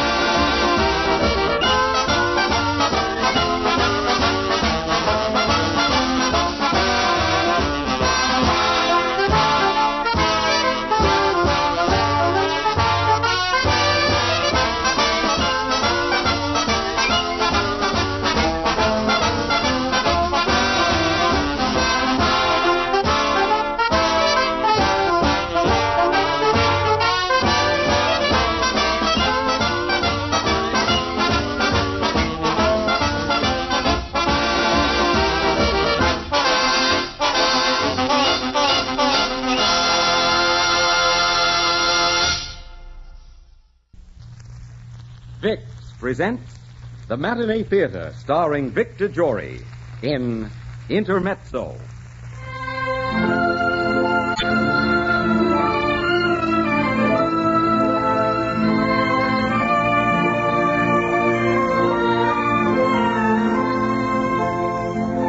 Vicks, the makers of Vicks Vapor Rub, Vicks Vatronol, Vicks Cough Drops, and Vicks Inhaler, brings you the Matinee Theater, starring Victor Jory and featuring Gertrude Warner in the play that you selected for this week. David O. Selznick's unforgettable love story, Intermezzo. Here's a good thing to remember when you catch a cold. The best-known home remedy for relieving miseries of colds is Vicks Vapor Rub.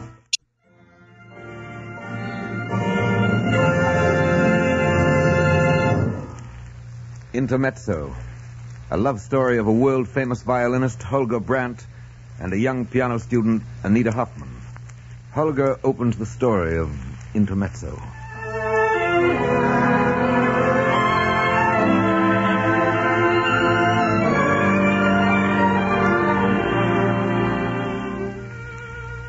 It's difficult to know how to begin to talk about Anita. Anything so lovely in a man's life should be without beginning and without end. It must be remembered as a scent of perfume is remembered, as a sweep of music, as a kiss. But there was a beginning and there was an ending.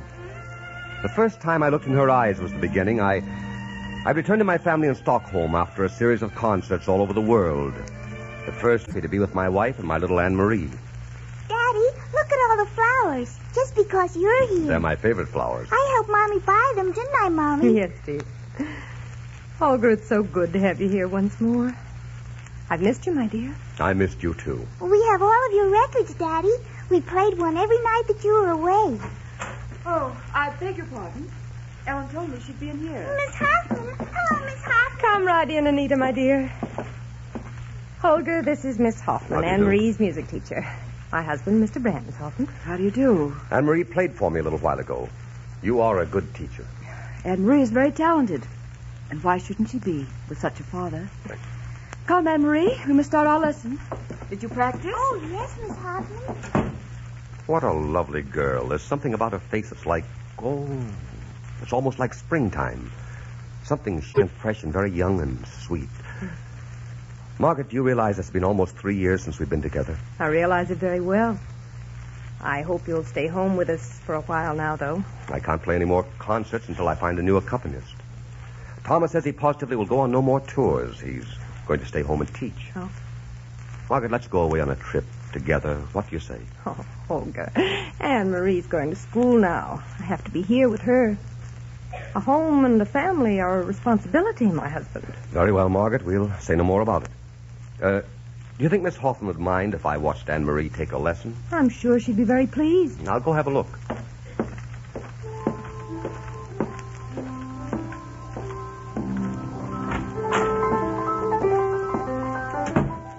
Oh, please, don't stop. Miss Hoffman always plays one piece for me during my lesson, Daddy. Please go on. All right.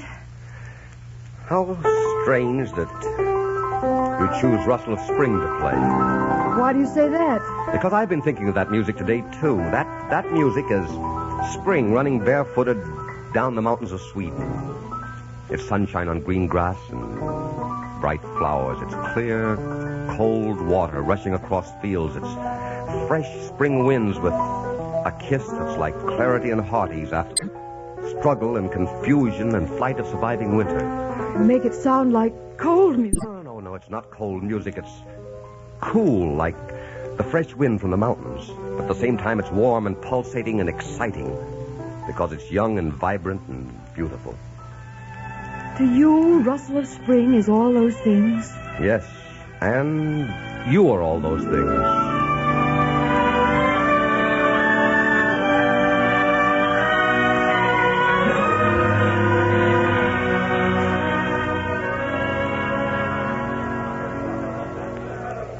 That was a good concert we just heard, eh, Thomas? Yes, indeed. A strange feeling to be down in the audience instead of up there performing, huh? You sure you don't want to change your mind and accompany me for one more tour? Oh, quite sure. Yeah? I'm absolutely going to stay home this time and teach. You've talked me out of it for the last time, Holger. Good evening, Mr. Stenborg. Good evening. Brandt? Miss Hoffman, were you at the concert, too? Yes. Wonderful. You know each other. Yes, Miss Hoffman is studying with me now, Holger. I listened to her play for Anne-Marie yesterday. Miss Hoffman has great talent. Yes, she certainly has. Why don't you speak to her about accompanying you? Well, I have to get home. Good night, Holger. Miss Hoffman? Good night. Good night, Thomas. I think you have a splendid idea there. Oh, well, good luck. What do you say, Miss Hoffman? Would you like to be my accompanist? Like it? Oh, Mr. Brent, of course you couldn't be serious. Why not? I think that you and I feel the same way about music, that we might do very well together. Let's see if I'm right. Come on, my violin's in the car. Let's find a piano.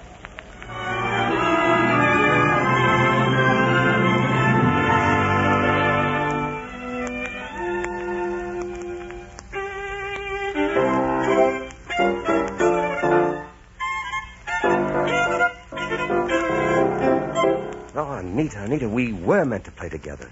There's the same music inside you as in me. The same fire, the same tears, the same beauty. You do feel it, don't you? How could I help but feel it? It seems so strange. Ever since I first began to care about music, you've been like a god to me. And now, here you are, and here I am. Yes, here you are, and here I am, and it's like the beginning of the world. Look, it's getting light out. I must go. I've kept you up very late. I don't mind. I'm surprised your landlady hasn't been down. My landlady loves music. Here, let me help you with your coat. Thank you.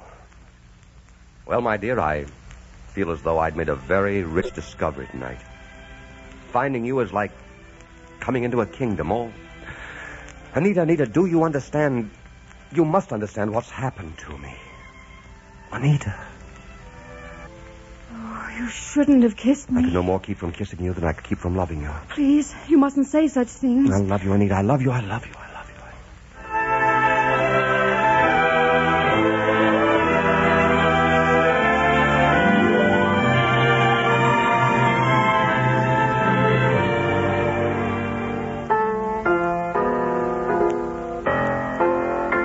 Aren't you playing the intermezzo a bit out of character, Anita? Why do you say that, Mr. Stenborg? Oh, you're giving it too much importance. You are going at it as if it were the climax of a tremendous symphony. You'll frighten my neighbors. I'm sorry, I wasn't conscious of it. Mr. Stenborg, this will be my last lesson for a time. I'm going away. I must go away. I have an invitation to visit relatives in Denmark. So, you're running away, huh? I don't know anything else to do but run away.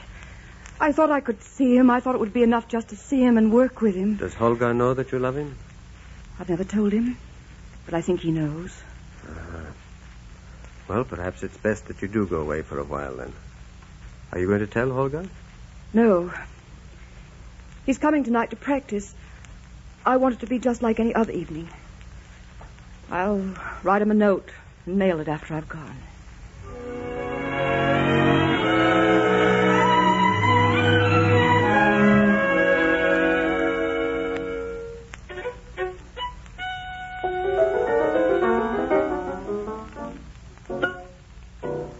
Anita, what's wrong? Wrong? Yes. Why, nothing. Why do you ask, Holger? You don't seem like yourself tonight. Is something troubling you? No, of course not. I'm just a little tired. I practiced longer than usual today. Holger? Yes, Anita. These past months have been very wonderful to me. Your music has been with me every hour of the day and night. It's something I'll never forget. I hope my music will always be part of your life. Just as you will always be part of my life. Anita, I wish just once that you would say you loved me. Somehow I need to hear you say it. You're married, Holger. You have no right to ask such a question. And I have no right to answer. Anita, my dear, you cannot say to your heart, love this woman and not this one. Sometimes love comes so quickly and so fiercely that you can no more stamp it out than you could stamp a forest fire. I loved you the first moment I saw you. I will love you until the last moment I live. Oh, Holger, please go. Please don't say any more. I'll ask you again tomorrow. I'll ask you every day until I hear the answer I'm waiting to hear. Good night, Holger. Good night, Anita.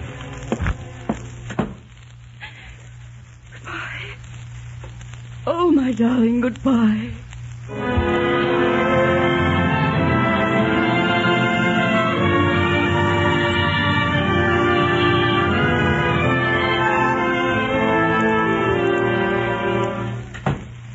You're home early, Holger. Yes, the practicing didn't go very well tonight. Miss Hoffman was tired. Oh. Where's Anne-Marie? I sent her to bed. She'd been crying so long she was worn out. Why was she crying? Well, Miss Hoffman said today she couldn't teach Anne-Marie anymore. She said she was going to visit relatives in Denmark. She's Going away? Yes, on the midnight train tonight. Didn't you know? No. No, she didn't say a word. She can't go like this. She decided very suddenly, she said. Margaret, I must have a talk with you. Olga, you don't have to tell me I must anything. tell you. Very well. And of course I must listen.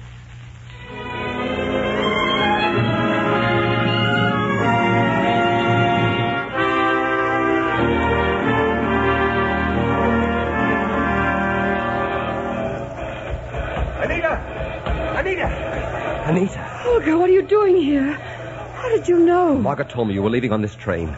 Margaret told you? You little fool. How could you do a thing like this, running away in the night? Didn't you know I'd come after you wherever you went? You must let me go, Olga. No, not now or ever. Anita, I told Margaret everything. She sent me after you herself. She understands, Anita. I have no home any longer except with you. You told her? Oh, Olga, how could you hurt her like that? She told me first. Oh, Anita, don't you understand? Sometimes things do happen to people regardless of whether they're right or wrong. And when they happen, you can't run away from them. It doesn't help. It wouldn't help Margaret or you or me.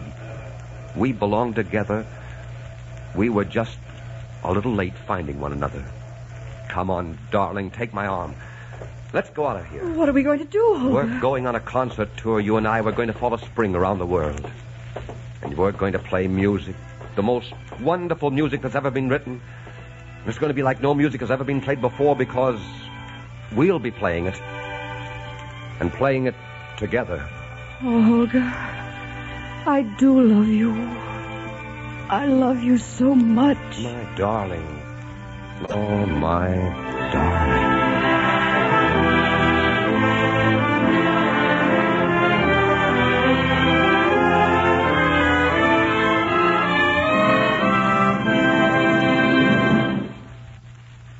In just a moment, Act Two of Intermezzo, starring Victor Jory. My friends, these changeable days are cold-catching days, and it certainly pays to be careful. If an infectious cold strikes in your home, don't waste a minute and don't take needless chances. Just do what millions of folks do and rub Vicks VapoRub on throat, chest, and back. In a hurry, you'll find out why it's the modern way so widely used to relieve distress of colds. Because the moment you rub it on, VapoRub's relief-giving action goes right to work to help relieve congestion and irritation in the upper breathing passages, to ease the coughing spasms, sore throat, and that muscular soreness or tightness. Now, here's the reason results are so fine. VapoRub penetrates into the cold, congested upper bronchial tubes with its special soothing medicinal vapors, and at the same time, it stimulates chest and back surfaces like a comforting, warming poultice. And what's more, this penetrating, stimulating action of VapoRub keeps on working for hours to bring such welcome relief. So when colds strike, rub on VapoRub, because only VapoRub gives you this special, penetrating, stimulating action, the best-known home remedy for relieving miseries of colds. Vicks VapoRub. And now the second act of Intermezzo, starring Victor Jory and featuring Gertrude Warner. Holger Brandt and Anita Huffman started on their tour. They went to all the great cities of the world, and everywhere they were applauded and acclaimed.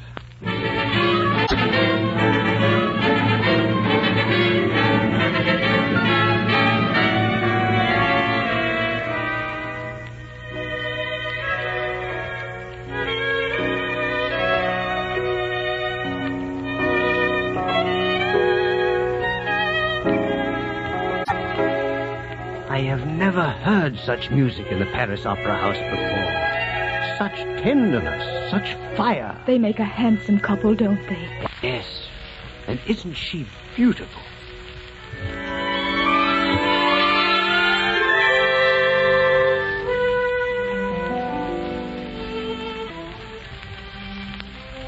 Madame, behold.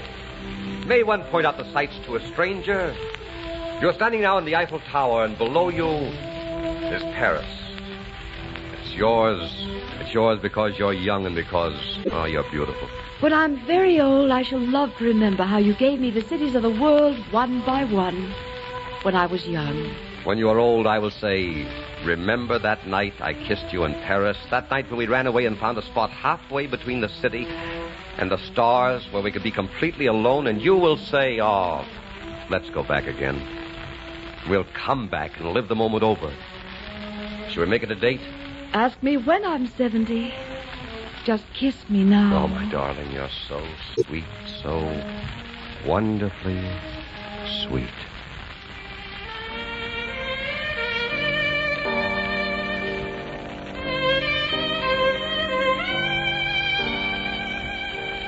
Look, my dear, simply everyone that is here tonight.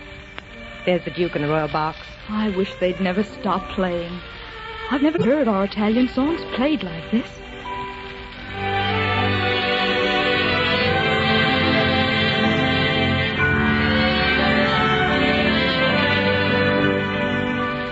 Look how the moonlight patterns the canals. You know, all my life I've wanted to ride in a gondola in Venice. Oh, Holger, what wonderful places we've seen. Bombay and Shanghai and Algiers and Vienna, all the fairy tale places of the world. Now, Venice. Look at those stars. I just touched one. How did it feel? The way I feel when you kiss me. Oh, Anita, life is such fun. You made me young again, and I was so close to being old when I met you. I love you very much, Holger. And no matter what happens or when it ends, I'll love you forever. It's never going to end, Anita. It's never going to end.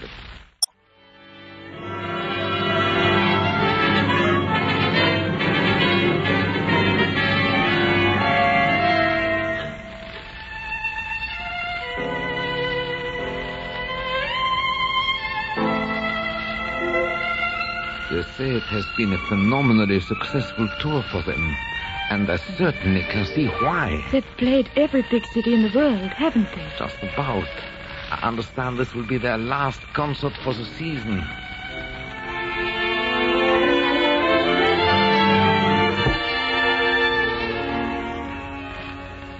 I'm sorry the concert tour is over. It's been something I'll never forget. I'm glad it's so.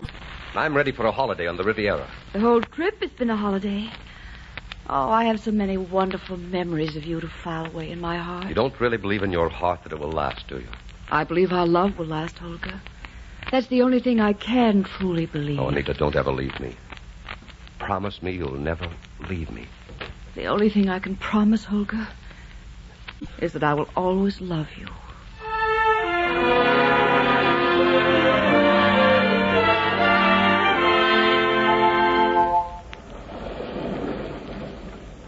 Come on, get up off that beach. Let's get some dinner. Oh, I hate to move. Madame, a letter just came for you. A letter for me? Thank you. Oh, and there's a gentleman waiting to see Mr. Brandt at the house. There's no hurry, he says. He's taken a room for the night. Mr. Stenborg. Thomas. What do you suppose he's doing here? Oh, I can't imagine. Well, let's see what your letter says, and then we'll go and find out. Oh. Dear Miss Hoffman, the Royal Academy of Music has awarded you the Jenny Lind Scholarship.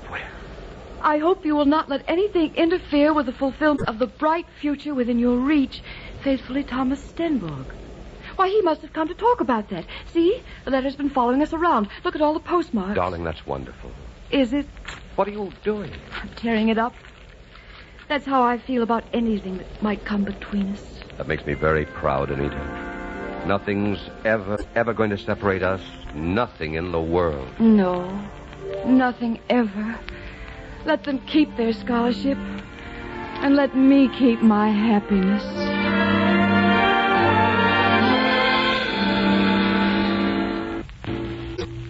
Thomas, it's good to see you. How did you ever find us here? Well, as a matter of fact, I traced you through your bank. Oh? I wrote Anita a letter some time back, and I never received an answer. Just got it today. She tore it up, Thomas. Oh. Well, how is she? Fine. She'll be right here. She stopped in her rooms to change. What news do you have of my family, Thomas? Margaret and Anne-Marie are both splendid. Yes, Anne-Marie's getting quite tall. She talks about you constantly. She wants you to bring her a camera when you come home. I'm glad they're well. I'll send Anne-Marie a camera. Come in. Mr. Stenborg, it's good to see you. Anita. Well, you look lovelier than ever, my dear. Oh, thank you. Will you two excuse me for 15 minutes while I go down and give Suzette her lesson? Of course, darling. Yes, Anita and I will have a chat. I won't be long. Suzette's the daughter of the innkeeper. She's 8 years old. He gives her a lesson every night. He misses Anne-Marie. Did you think he wouldn't? I've tried not to think of it at all. I've tried to pretend there was no past. A man's past is never completely gone, my child. His roots are twined deep in the things that have made him what he is. In your heart, I think you know that. Yes. In my heart, I've always known it. What are you going to do about the scholarship? You think I should take it, don't you? I think you must take it. All this time, I've known that one day there it would be staring me in the face. The last hour. I hoped I'd be ready for it. But I guess I'll never be ready. Holger must go back to his family. He's needed there. And you must go on with your career. You must make it mean something to you again. I'll be so alone. I'll be so alone. Have you been happy? Yes. I've been very happy. Well, then be grateful for that.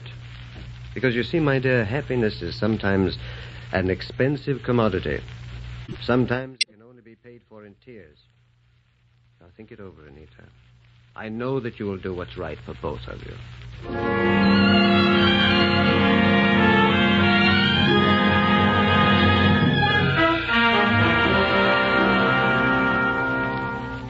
Come for a walk with Thomas and me, darling. Holger, I'm a little tired. I think I'd rather not. Do you mind? All right. We'll only be gone an hour or so. Would you kiss me goodbye? That's always a pleasure. Oh, darling, darling, darling. Thank you for so many things. Thank you for all the things I'll remember. For Paris and Venice and Rome and London. For your lips, for your arms, for your love. For making my life so beautiful that it hurts inside. That sounds funny, but I think you know what I mean. I do know. Why are you suddenly saying all these things tonight? Because tonight, I love you more than I've ever loved you in all my life. And because tonight, it's important that you know that. Have a nice walk, darling. See if you can wangle the innkeeper out of his teapot, will you? We'll have some tea when we get back. See you later, darling. Goodbye, Holger.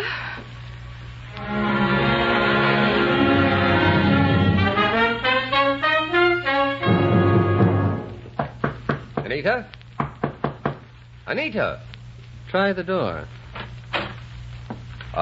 Anita? Where's the light switch? Oh, yes. Why, the room's empty. Look, all the things, they're gone. Innkeeper! Innkeeper! Where is that confounded man? Innkeeper! There's a note on the table addressed to you. Note? Mm-hmm. Oh, Thomas. Listen. I'm going away, Holger. We have been pretending and hoping for too long that what we had we could make splendid and good.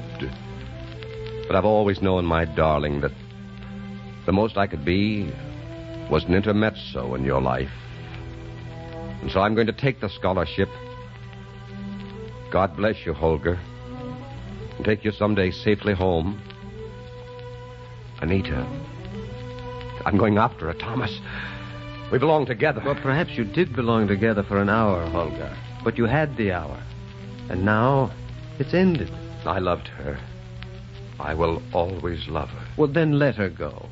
For she has a life to live. And so have you. And though it must be a tragedy for both of you, those lives must go in different directions. Come, Holger. Get your things together. Margaret and Anne-Marie are waiting.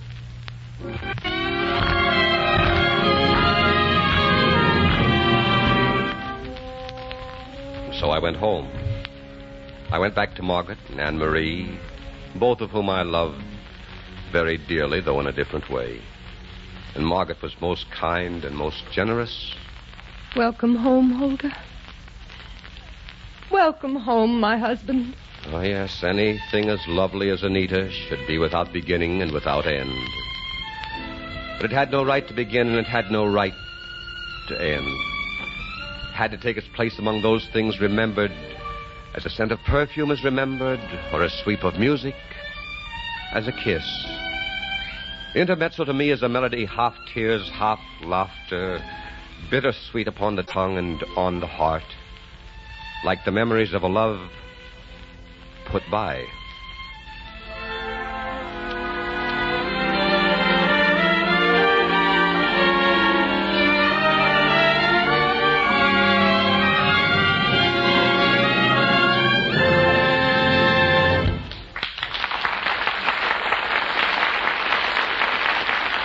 In just a moment, a word from Victor Jory.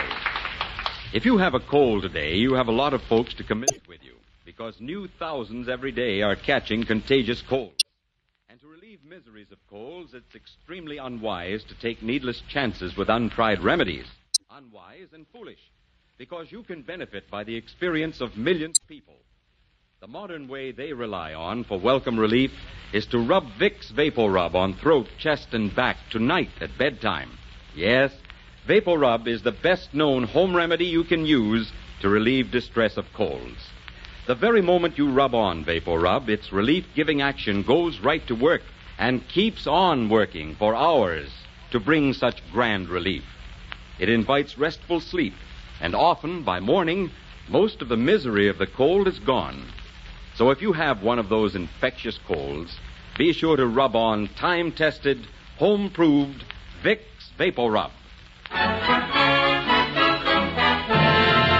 This is Victor Jory. Ladies and gentlemen, today's play was adapted from David O. Selznick's famous motion picture, Intermezzo. I have had the pleasure of seeing a preview of Mr. Selznick's latest picture, I'll Be Seeing You, and when you see it, I'm sure you'll agree that it looks like another Selznick success. Now, I'd like to ask you again to help me decide about next week's matinee theater production. We have 3 great stories in mind. One, a fast-moving romance from the pages of Cosmopolitan magazine some years back. It was called Night Bus, and it was made into a well-known motion picture starring Clark Gable and Claudette Colbert. The original story by Samuel Hopkins Adams, which we are considering, is about a boy who meets a girl on a night bus at Miami bound for New York. One of the high spots in this hitchhiking romance will be the walls of Jericho, how a blanket made 2 bedrooms out of one small tourist camp. And another play we've been considering is Alice Duer Miller's Dramatic Manslaughter, the story of a madcap Harris whose reckless driving becomes responsible for the death of a policeman. And another is the famous Van Dyne mystery, The Canary Murder Case. Now, suppose you help me make the choice between Manslaughter, The Canary Murder Case, and Night Bus. Please write me care of Columbia Broadcasting System, 22, New York.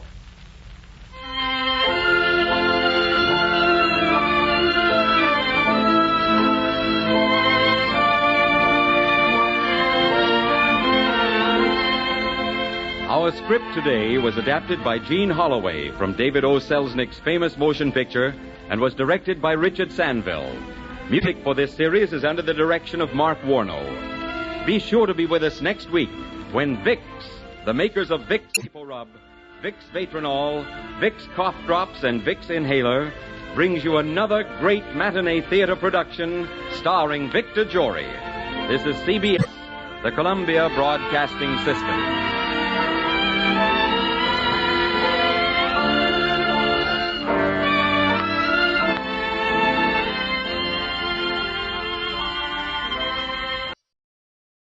Now here's a home permanent which gives you a wave that defies dampness, dryness, sun, heat, and cold.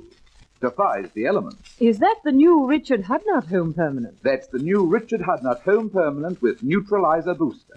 The new exclusive Hudnut scientific discovery that actually weatherproofs your wave. Gives you a wave you can set and forget. Just set it and forget it. What a joy. But only Richard Hudnut has this remarkable Neutralizer Booster. That means a wave so soft and yet so strong, you can set it and forget it. Neutralizer Booster in Richard Hudnut Home Permanent gives you curls that are softer yet stronger. stay lovelier and natural-looking longer through changes of weather and repeated shampoos. And for all this, you don't pay a penny more. Imagine a wave you can set and forget. A Richard Hudnut Home Permanent. Prepared for Richard Hudnut Limited, 21 Federal Street, Auckland, and obtainable from chemists and department stores. Hello, can you hear me now, Charles? Not really. Sorry, there's not much reception up here. Hold on, I'm going to try standing on a chair near the window here. What's the latest, Tom? Yes, I feel like I'm really helping Plum House make much-needed progress. The museum's actually finally started making a little money, which always helps. We've doubled visitor numbers this year. Admittedly, that was part due to one coachload of Japanese tourists going to the wrong museum. We've recently managed to secure some funding to record an audio tour as well. So, yes, I think we're well on the way to bringing the country house of Old George Pudding up to the same standard as the other fantastic museums of the National Heritage Trust. Although they do always say the proof of the pudding is in the eating. Don't they, sir? Sir? I didn't hear any of that, Tom. Hang on a second. How's that reception? Can you hear me better now? Sounds like you're in the middle of a field, Tom. No, I've actually climbed on top of a chest of drawers. I'm all right, sir. Don't worry at all. No, I've lost you again, Tom. Just email me next time. Plum House by Ben Cottam and Paul McKenna. Episode 1. A Sound Investment. No, come on, Julian. It's best if I oversee the recording of the audio tour today, as, after all, I wrote the script. That does sound fairly reasonable, Sarah. My name is Emma. Peter. Emma. I've been here 5 years. Yes, but you're only the education officer, Emma, just a minor role, really. I am deputy curator, so naturally I should help produce the recording. Interesting counter-argument from Julian. Epee blocking sabre. But you don't know the first thing about George Pudding. Yes, I do. Who was a poet, allegedly. But anyway, I have been having keyboard lessons, and I've written a new composition specifically for the audio tour. Oh, give over. Nobody wants to hear you banging your bon temper. All I care about is that I get to record the anti-theft section for my gift shop. I've had 3 jumbo rubbers go missing just this week. I think I might have hoovered them up, Maureen. Well, you can pay for them out of your own pocket, Alan. I say, where's Tom? I feel he's normally the man to sort out these difficult dilemmas. He's upstairs on a call to head office, Peter. Oh, I see. Fraternising with the enemy. Peter. Sorry I'm late, guys. Thomas, my beautiful boy. Come on, spill the beans. How's it all going upstairs? Oh, right. Yes. Did you hear me fall With off? head office. Oh, yes. OK. They say they're actually happy with how things are going at Plum House at the moment. And they're surprised it's not the complete disaster it usually is. That's good. Yes. By my Roman nose, we're the toast of the trust. Well, I wouldn't go that far, Peter. Actually, while I've got you here, apropos of nothing, just sort of completely out of the blue as a total side note, really, what insurance policies does Plum House have in place in terms of breakages and... Oh, Thomas, you know how to make a man chuckle. Insurance policies are the oldest trick in the book, and the book's called The Most Outrageous Scams in History. Right, yes. I mean, so you mean... We haven't had any insurance for ages, Tom. I mean, of course, I've thought about insurance, as naturally we consider everything in Plum House priceless. But there's another world out there, one we must sadly accept exists, and the only treasure these people say actually has any monetary value is Pudding's chamber pot upstairs. And when you say chamber pot, you don't mean that big bowl with the painting of the Battle of Waterloo on the side, do you? Yeah, that's the one. It's your favourite item in the whole museum, isn't it, Peter? Well, without wanting to sound melodramatic, I have to admit, should anything ever happen to that chamber pot, my heart would be so broken that I would immediately throw myself out of the window. Anyway, Tom, why do you ask? No reason. Right. I'm going to go start writing my anti-theft announcement. Make sure I get the tone right. Firm, but fair. Yeah, maybe a bit less angry than those signs you made, Maureen. Oh, I crossed the swear words out in the end, didn't I? And what time is the voiceover actor for the audio tour getting here? Peter's cancelled him. He wants to do it himself. He was an actor based in Barrow, Tom. I'm sure I can do a far better job. Fine, OK, you just have to stick to the script, Peter, OK? It's very important. Thomas, I shall be off book within the hour. No, seriously, Peter, it took me ages to write them. I don't want a word out of place. Can I leave now as well? Only I've got to finish repointing Pudding's wishing well before it rains again. I nearly drowned last time. Actually, Alan, I might just join you for a second for a quick word. Wait, who's overseen the recording, Tom? Emma or me, the deputy curator? Well, can't you just decide between yourselves? For God's sake, Julian, let's just sort this out like adults. Fine. 1, 2, 3. Oh, come on, Emma. 1, 2, 3. Oh, rock, paper, scissors.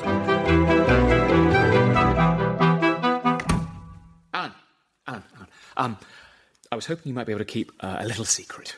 Oh, I'm not sure, Tom. I don't like knowing too much. It can get you in trouble. I've always liked knowing a lot less than everyone else. I just needed a second opinion on something. I think you should go to a proper doctor, Tom. All I know about the human body is I've got one. No, it's not. But in here. Can you see that chamber pot there? Oh, yes. Yeah, it's broken, that is. You know, I know that, Alan. It's in hundreds of tiny little pieces, Tom. I'm surprised you needed a second opinion about that. I know it's broken, Alan. I was just wondering whether you might be able to, fix it. Oh, I'm not sure. I think that would be pretty tricky. Yeah, I understand. OK. But hey, I will give it a go. I'm in need of a challenge since I fettled that U-bend. Really? Fantastic. I'll try my best, Tom. It's the best I can do. OK. The most important thing is that nobody else sees you, Alan. If Peter finds out his favourite chamber pot has been broken, he's going to... Don't worry. I'll work in the cellar. Nobody will come looking for me in there. Alan, you're a genius. Do you know what, Tom? This is quickly turning into one of my most exciting days at Plum House. Now, do you want a hand picking the pieces up and taking them down? No, you're all right. I'll just suck them up with the hoover and I'll get them out of the bag after. Right, and you're sure that's... Oh, what a day I'm having! Make my mad mother meat moody, make my mad mother meat moody, make my mad mother meat moody. My mad mother meat moody. OK, Peter, I think we're good to go. Hearing you nice and loud in these cans, what we audio professionals call headphones. OK, Plumhouse Audio Tour, take one. Green light. Sorry, Peter, I don't have an actual green light. Just start whenever you want. Righto. Welcome to Plum House, ancestral home of George Pudding, romantic poet, 1779 to 1848. We're going to take you on an entertaining guided tour of the estate. Now, as you came up our drive, you're walking in the footsteps of blah, blah, blah, Sir Blubbington, blah, blah. Cut. Peter, little mistake creeping in there. No, Julian, I'm bored. Already? Yes, you see, the problem is this isn't really written for someone with a voice as good as mine. It's wasting my considerable vocal talents. I see what you mean. It's not singing. You want me to sing? Let's keep that as a plan B. Well, tell you what, let's go again. But I'm going to be a little looser with the lines, if that's all right. Great. What a pro. OK, Plum House Audio Tour, take 2, green light. The house is a poem, and you are its readers. Come, walk through its lines. What's that? You're frightened? Oh, my child, be not giddy at its genius. Do not hide from its history. Let me hold your hand. My name is Peter Knight, and I'm the most celebrated curator of Plum House. To be fair, my predecessor, Brian Bonney, was also very high. Sorry, Peter. Until the poison. Emma, shut up. We're recording in here. Are you OK, Peter? Sorry about that. Don't worry, Julian. How was I sounding? Oh, just fantastic, Peter. I can see us having to release this audio tour on CD. People are going to want it at home, in the car. Open this door. You better be following the script in there. I'm warning you. Emma! Right. Let's go for a pickup. This is still Plum House Audio Tour, take 2, green light. I want you to think of me as a teacher, not sir per se, but one of those friendly tutors, the kind of agreeable sort who buys you half a pint of mild after. Right now. Julian, I can't work in these conditions. I bet this never happened to George Martin when he was recording the Beatles. And if it did, I bet it was Cilla Black bringing him a nice big sandwich. What is it, Emma? We are laying tracks in here. Julian, I wouldn't trust you laying carpet. Why do you keep interrupting us in the studio? I haven't even got around to recording my keyboard stuff yet. This isn't a studio, Julian. It's the servants' parlour, and you're just sticking your head through the serving hatch from the kitchen. What do you want, Emma? Well, that doesn't sound very much like the script I wrote. In fact, it doesn't sound like my script at all. Yes, it is. We've just had to make 1 or 2 minor improvements. Improvements? Who is it, Julian? Have I got fans already? It's Emma complaining that we've changed her script. Yes, we had to put that in the dustbin straight off the bat. What? It wasn't right for Peter. Right, well, I'm sure Tom will have something to say about this. Oh, yeah, run off to Tom, just like you always do. Go on then, Julian. Back to your buttons, boy. I'm just hitting my stride. Right you are, Peter. Scene 1, take 3. And action. If the carpet in the hallway could talk, I wonder what it would say. Perhaps it would tell you about its birth in the bazaars of Balochistan, or serenade you with stories of how Lord Byron once walked upon its warp and weft. Or maybe it would warn you to keep an eye on it. Alan, are you down there? I'm over here, Tom, behind the barrels. How are you getting on with the chamber pot? Are you sure it isn't a little dark down here? No, it's fine. I'm just feeling the bits in my fingers at the minute, working out how it all goes back together. Little triangle bit. Oh, it's a square broken bit. That's a tiny jobby bit. Honestly, if you don't think you're up to the job, Alan, I could always ring a professional restorer, get a quote. I need to make sure it looks as good as... No, you're right, Tom. I think I can do it. You see, I always wanted to restore things when I was little, so I used to practice all the time. Yes, it was the second thing I most wanted to do when I grew up. What was the first? Deliver eggs like my dad. Oh, did your dad deliver eggs? No, but he wanted to. But we didn't have a lorry, Tom, or any eggs. Tom? Shh. Tom, are you down there? Alan, get down. Tom, has anybody seen Tom? That was close. There's nowhere a little more secret, is there, Alan? You know, away from Plum House altogether. Leave it with me, Tom. I think I know just the place. Thank you. I really appreciate all of this. Now, is there anything else I can get you? Some super glue? I could really do with a warm Ribena. I'm sorry? Maureen makes one for me every day at 11 on the dot, but I've been stuck down here and I haven't had time to go and get it. And I do like my warm Ribena. Don't worry, Alan. One warm Ribena coming up. Right. I'll crack on.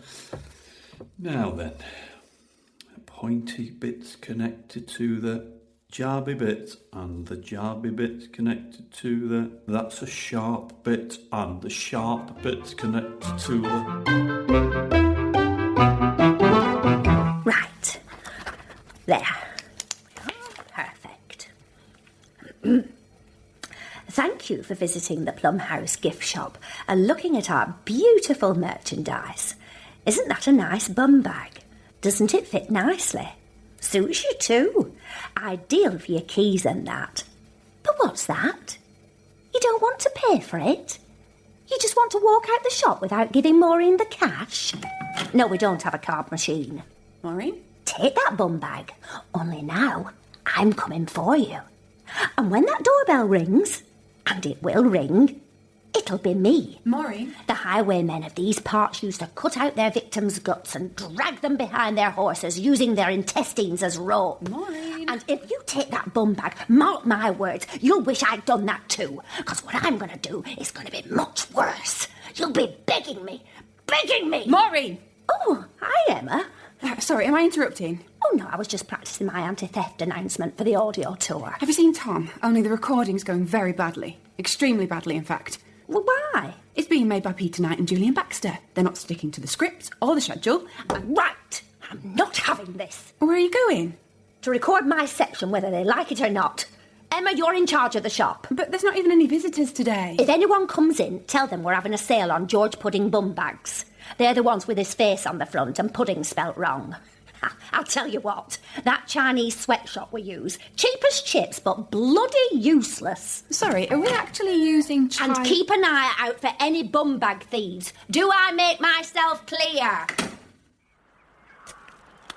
Hello, is that Mayfair Restoration? Hello, great. Sorry, can you hear me?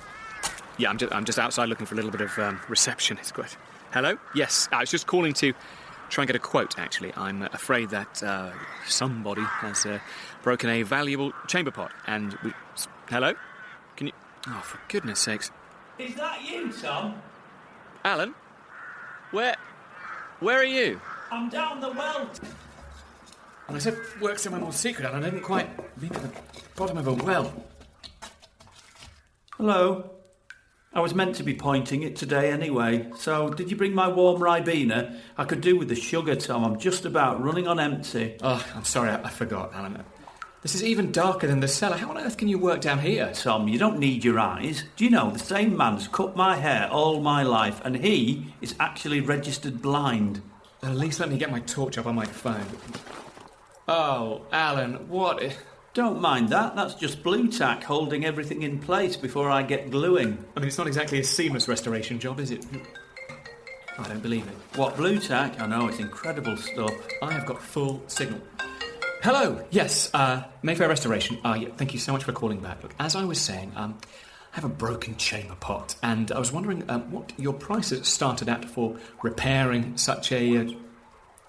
Really? Is it... Yeah. Any tips if we just wanted to, repair it ourselves, or... No, of course. No. So whatever we do, don't try and repair it ourselves. Right. Right, well, thank you very much. Well, yes, thank you. Bye. Who was that, Tom? $3,000 to restore the chamber pot. We're in the wrong line of work, Alan. Oh, hold on. I think I've put that piece in the wrong place now. This is because you've got that torch on. Just stop it there, Alan. There's no point. I know, $3,000, that's a lot of money, but if we cancel the audio tour and return all the recording equipment, we might just be able to pay for it. Tom, please. I can do this. I just need a bit more time, a bit more darkness, and a glass of warm Ribena. Alan, will you give it a rest with your warm... But you said I could have some. You flipping well said. Alan! I'm sorry, Tom. I didn't mean to get so angry and use that language just then, but I really need my Beena. Please, calm down. Right, I'm going to try and bring you some as soon as I can, OK? Are you sure this is a good idea, Peter? I don't think Tom ever asked for this. Just hit record, Julian. Plumhouse Audio Tour, take 67, Japanese version. Konnichiwa. Irashai. Watashi no namae wa Peter Knight. Kurata Hakobutsukan. Plumhouse. Cut. Oh, I was just getting into that. Though I must admit that it's trickier than the French, the Italian, and the Greek. Okay, Emma again. Oh, what do you want, Maureen? Emma says you're running out of time for my anti-shoplifting announcements. Maureen, all taken care of. I wanted to do them. We don't have time, Maureen. Peter still has Portuguese, Urdu and Australian to get through. Oh, no, I'm recording my bit myself. Now, how do I put this mic pack thing on? No. Maureen, careful. Put that down. That is a very expensive piece of equipment. Give it back. Take your hands off me. It's like Hojo Tokimune defying the Mongol horde in there. Guys, what on earth is going on in here? Enter Oda Nobunaga to unify the Owari province. Maureen's messing around with the expensive audio equipment, Tom. They won't let me record my section. Peter and Julian are hogging it. Tom, will you sort this out, please? They're ruining my Japanese part of the tour. Why the hell are you recording it in Japanese? What happened to you sticking to the script? There was a lot of detail in there, Tom. It was all getting a bit accurate. I prefer to give an audience what they really want, Thomas. A very large dollop of good old Peter. Right, that's it. There's to be no audio tour. What? Why? Because you can't behave yourselves. I want you to stop recording the tour immediately. Julian, pack up all the equipment. But I haven't recorded my announcement yet. I never got to play my keyboard. Well, that's probably for the best, Julian. Now, if you'll excuse me, I think I owe Emma an apology. Can you believe the cheek of it after all our hard work? You couldn't just let me record my section, could you? Although something just doesn't seem quite right about this. That was a very quick change of heart, even by Tom's standards. I think he's hiding something. Peter, where are you going? I'm not just giving up now that he's the old chap. I'm off to record Peter Knight's definitive director's cut with this little handheld recording device instead. Maybe I could play my keyboard in the background. I'm something of a music maestro. Peter?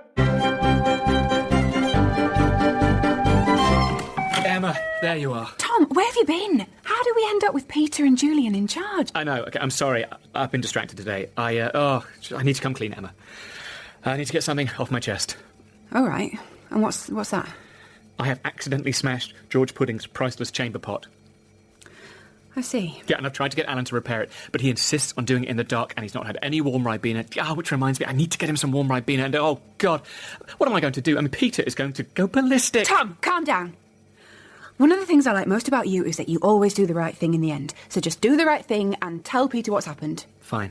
Yeah, but what if he jumps out the window? I mean, he's done it before, you know. Just because Julian ate a smashed bag of licorice all sorts. Oh, if it hadn't been for that family of American tourists breaking his fall, I mean... Look, I'll come with you. No, this is my mess. Thank you, but I need to sort it out myself.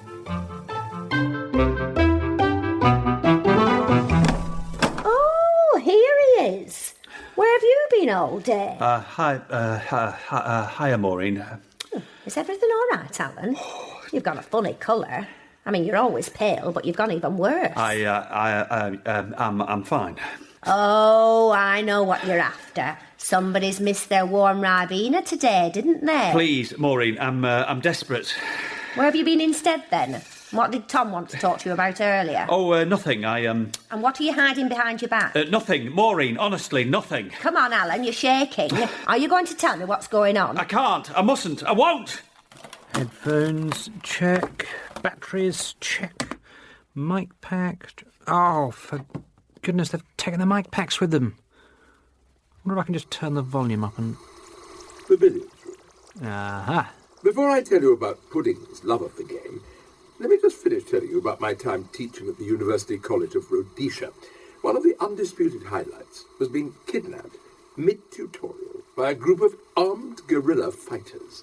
Lovely bunch of lads, but after 2 days... So there's of further... Peter, but I wonder where Maureen is.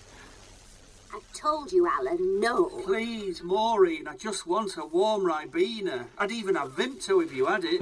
Riveting stuff, per usual.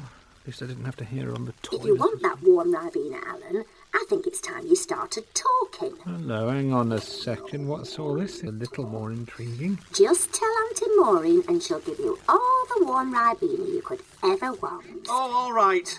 Tom broke the chamber pot. He didn't want anyone to know. Oh, Tommy boy, naughty, naughty. Tom, it's going to be fine. I'll make sure I'm stood between him and the window. Well, well, well. Look who we have here. I think me and you need a little word, Tom. Tom, I'm so sorry. I told Maureen everything. It's all right, Alan. I've decided to come clean anyway. Oh, that's disappointing. I thought I might be able to get an extension on the gift shop or something out of this. Oh, so you were just going to blackmail me, were you, Maureen? Well, that's good to know. Well, you're the one who put an end to my recording just because you were too much of a coward to come clean to Peter. Although I can't wait to see what Peter does with you. I am going nowhere. But if we're both here, Maureen, then who's minding the shop? My God! Me bum bag! I'm so sorry, Tom. Well, I think I've got a warm Ribena problem. I'm not sure we can afford the Priory. Don't worry, Alan. You know, I shouldn't have put you through all of this in the first place. Thank you for all your hard work, though. You haven't even seen it since the Pritt Stick glue's finished drying.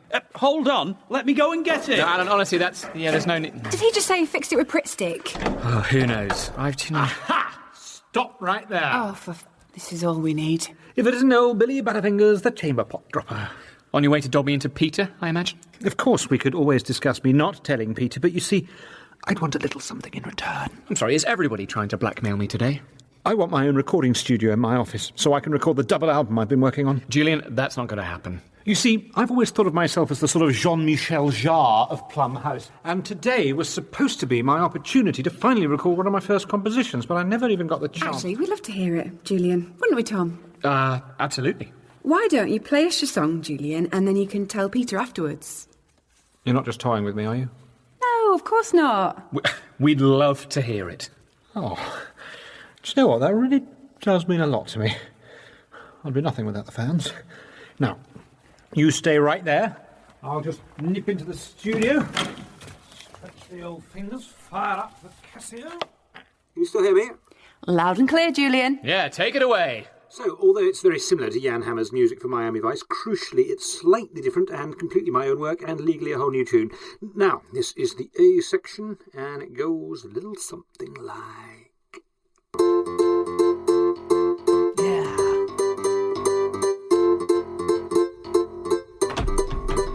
Wait, what are you doing? No, let me out! Guys! No! What would I do without you? That's all the idiots out the way. Let's go and see Peter. The next portrait is of George Pudding's third and final wife, a prize heifer, purchased at a cattle auction in Carlisle around the time his tertiary syphilis was setting in. The wedding was never officially recognised in the parish register, but the... Peter, sorry to interrupt. Oh, no, come on in. Peter, Tom needs to tell you something. I don't want you to overreact, Peter, but I've made a terrible mistake.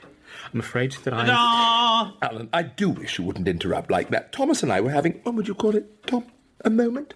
One of the heart's little fireworks? Just dropping off Pudding's chamber pot. Alan, I can't believe it. It's perfect. It looks brand new. See, isn't it the most delightful chamber pot you've ever seen? Utterly priceless, completely irreplaceable. Anyway, Tom, what was it you wanted to tell me? What's this dreadful mistake you've made? I just realised I should never have cancelled the audio tour, Peter. You know, you were doing a wonderful job and I should have let you finish. That's the spirit, old chap. I knew you'd come round. Although you could try sticking to the script next time, when somebody spent days writing it. And now to record a little section about this exquisite chamber pot that I... Wait, hold on a second. How peculiar. What is it, Peter? The decorative scene on the front. It looks like the British are winning the Battle of Waterloo. That appears to be the Duke of Wellington chasing away Napoleon's armies. Yes, Peter, that is what actually happened. Not on this spot, it isn't.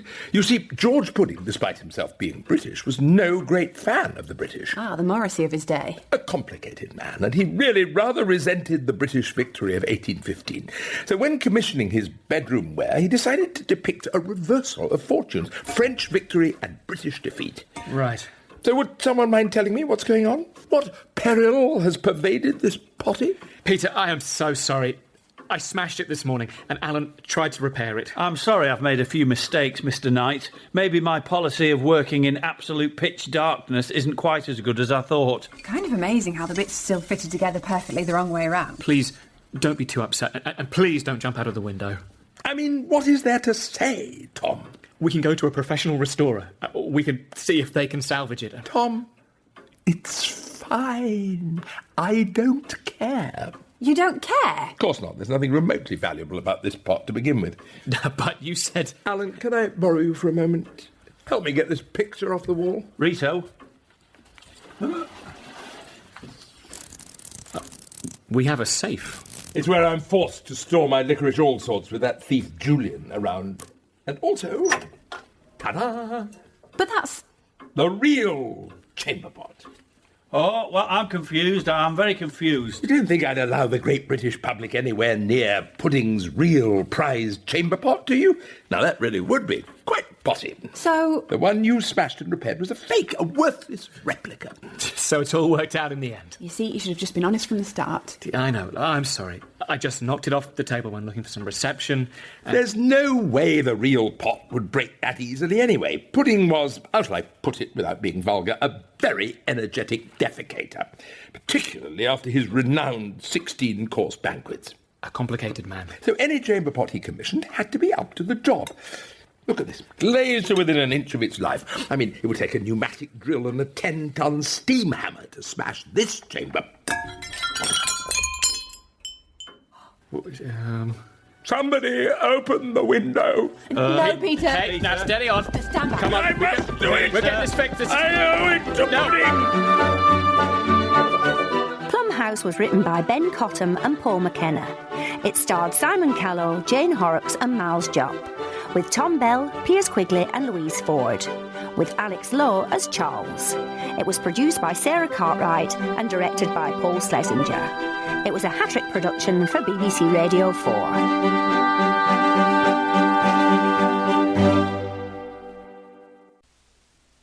It's National Wheaties Week.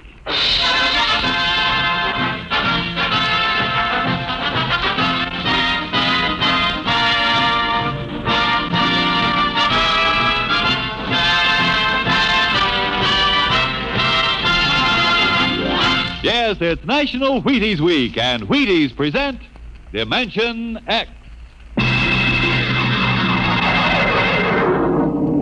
On stage tonight, Dimension X, another in the Wheaties big parade of exciting half-hour presentations. It's National Wheaties Week. Yep, time to try Wheaties. If you haven't had any for a while, try them now. If you've been eating them right along, have an extra bowl full for me. How about that? You know, I've been talking about Wheaties all summer, saying, see how Wheaties at 7 can help at 11. Well, by golly, they can. I get up to Wheaties, bananas on mine, thanks, and I honestly feel as if I had more pep all morning. And why not you? This is National Wheaties Week. Time for you to have some Wheaties. Breakfast of champions. Oh, go ahead, have some. It's National Wheaties Week.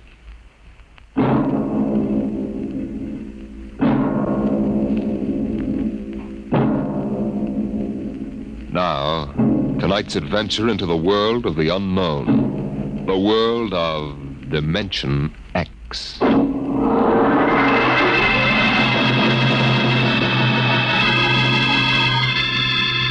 In the South Pacific, night comes on rapidly.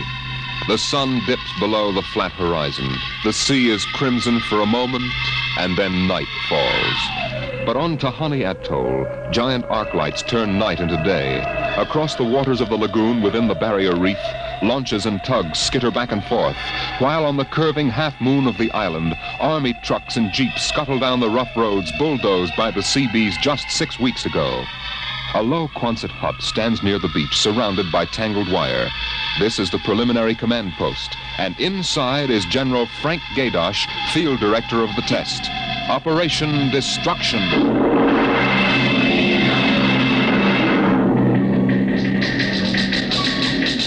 Well, everything on schedule, General Gaydosh. Radiological surveys complete.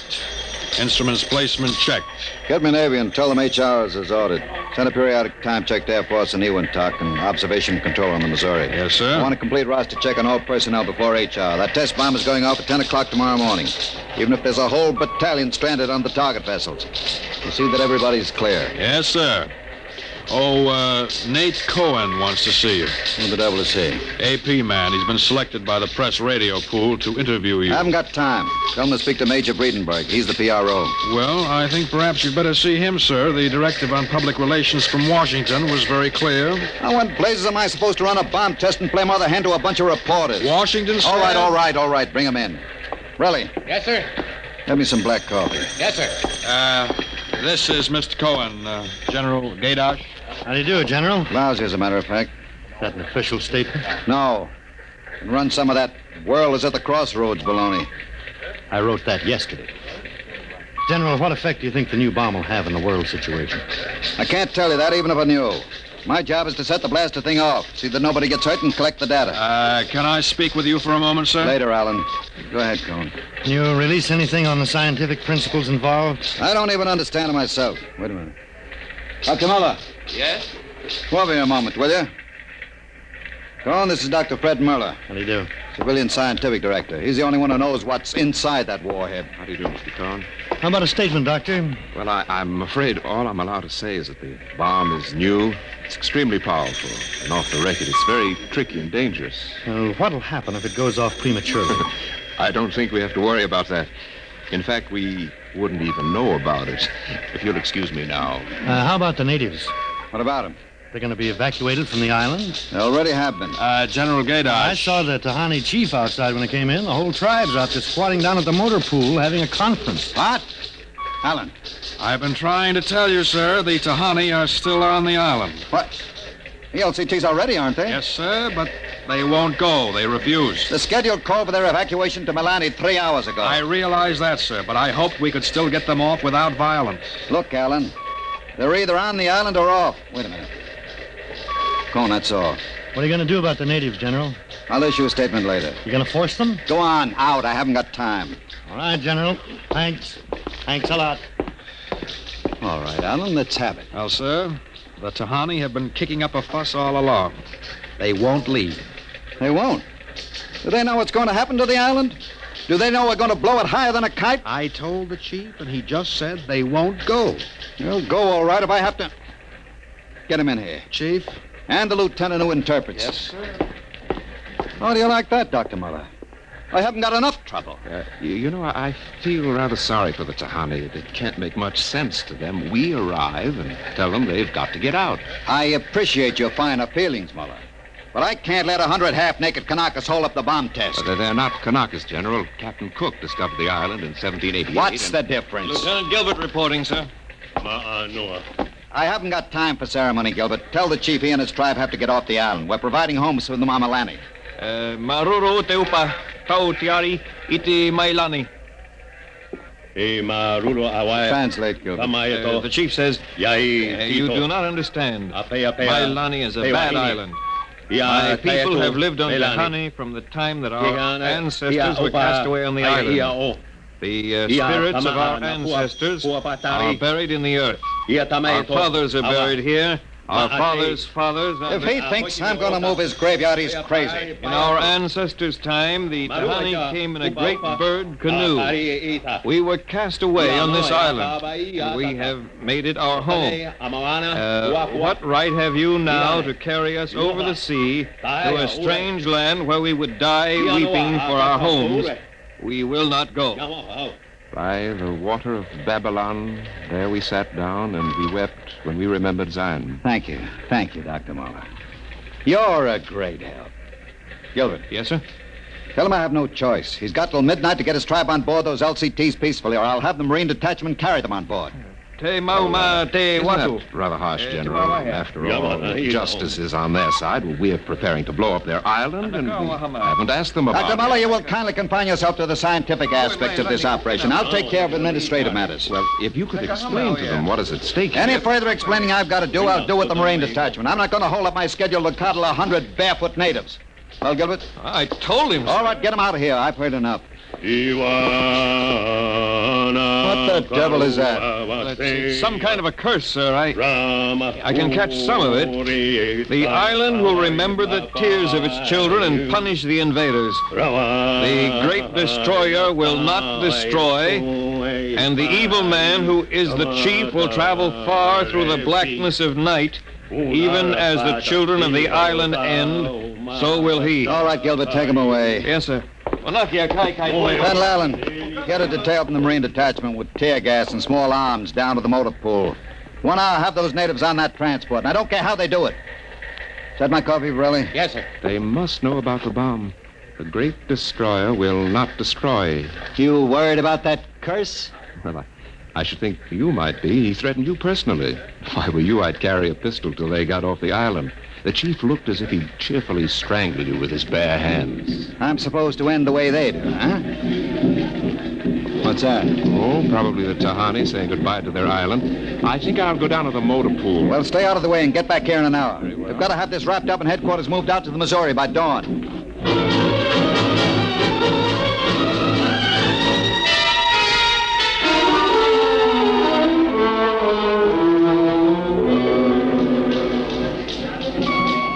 Navy and instrument room checking in, sir. That's the last. Have the Missouri take over control and send for my chief. Yes, sir. Are the LCTs there standing by for those natives? Yes, sir. They're on the beach. The bomb unit is assembled in place, General. 2330, right on the nose. Robin, start evacuation procedure. The Tahani have stopped. Allen's probably moving them out to the beach. Check them with Navy and Air Force, Borelli. Yes, sir. What's that? It's coming from the beach. Tahani making trouble. Come on. You, Gilbert, what is it? Yes, sir. Colonel Allen ordered the Marines in, sir. What happened? What happened, man? The natives. They just got up and started marching. Did they embark? Oh, you don't understand, sir. They marched up the cliff and right off into the lagoon. What? All of them. The women and the kids, too. They didn't even try to swim, sir. What were you doing all this time? Just standing around with your thumb in your mouth? Where was the Marine detachment? We couldn't stop them, sir. They just walked over the cliff. They didn't even scream, not even the kids. We sent the crash boats out, but we couldn't get any of them out. Crazy idiots. Were any of the reporters there? Cohen and a life photographer. Get his film and hold it till I release it. What are you going to do, General? Postpone HR? It's too late for that now. And calling HR off isn't going to bring the natives back. But 100 men, women, and children just walking into the water, it's horrible. Look, I'm not happy about it either, but there's nothing we can do now. I gave them a chance to get off. They didn't want to take it. That's their hard luck, not mine. I hope you're right. What do you mean by that? Oh, I was just thinking about the curse the chief put on you. Even as the children of the island end, so will he. That's what he said to you, General. I heard him. Keep waiting, General. The great destroyer will not destroy. That must mean the bomb. Don't worry, Dr. Muller. It'll take more than a mumbo-jumbo curse from a native witch doctor to stop this operation. At 8th hour, that bomb goes off.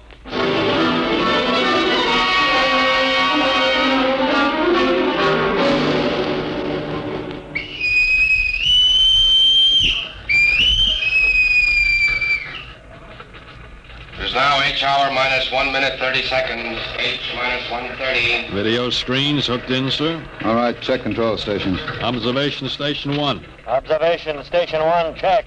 Radiation station. Radiation control, check. Test the firing circuit, Dr. Observation Muller. station 2. Right, General. Observation station 2, check. Damage control station. Damage control, check. Communications. Communications, check. All checked in. It's H minus 1 minute. H minus 1. Take a good look at that island on the screen, Muller. When you throw that key, it just won't be there anymore. Nothing but an atom mushroom over the lagoon. It's quite a funeral pyre for the Tahani. Stubborn idiots. The way it serves them right, Muller.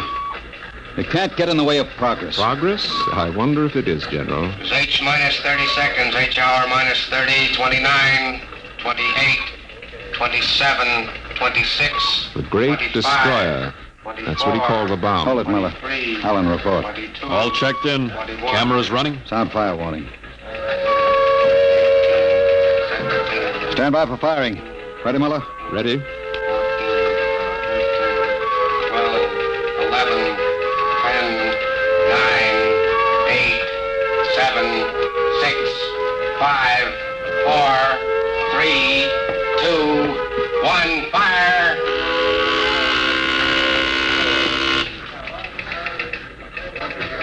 General, it didn't go off. Relly. The bomb didn't go off.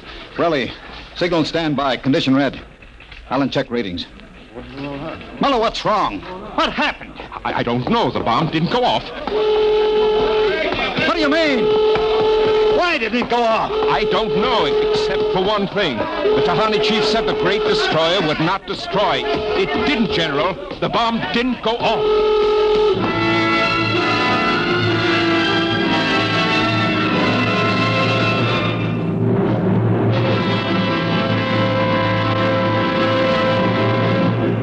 Dimension X will continue in just a moment. It's National Wheaties Week. And from behind the scene in the radio studio, here comes one of Hollywood's foremost radio producers, Mr. Joe Parker, stepping out of the control room to help celebrate National Wheaties Week. Mr. Parker puts on radio programs, and he's a visitor to Dimension X tonight. His regular program for Wheaties is Sarah's Private Caper. Joe's a regular guy. He sits there in the glass cage called the control room, running his show. But right now, here he is at the microphone to say his say about Wheaties. Ready, Joe? Thanks, Frank. You know, folks, I sit there in the glass cage, as Frank calls it, and I have to stop my programs long enough for him to talk about Wheaties. But you know, I don't mind. I kind of like this talk about Wheaties and milk and fruit. That's a lot of good eating. And I like the idea of celebrating National Wheaties Week, too. You know, we enjoy putting radio programs on for your entertainment, and we'd enjoy knowing that, well, that you're going to try Wheaties because of us. I hope you'll get Wheaties tomorrow and have some. The whole family. Matter of fact, I think I'll join you. Thank you, producer Joe Parker. If you like this program, friends, get some Wheaties and help celebrate National Wheaties Week.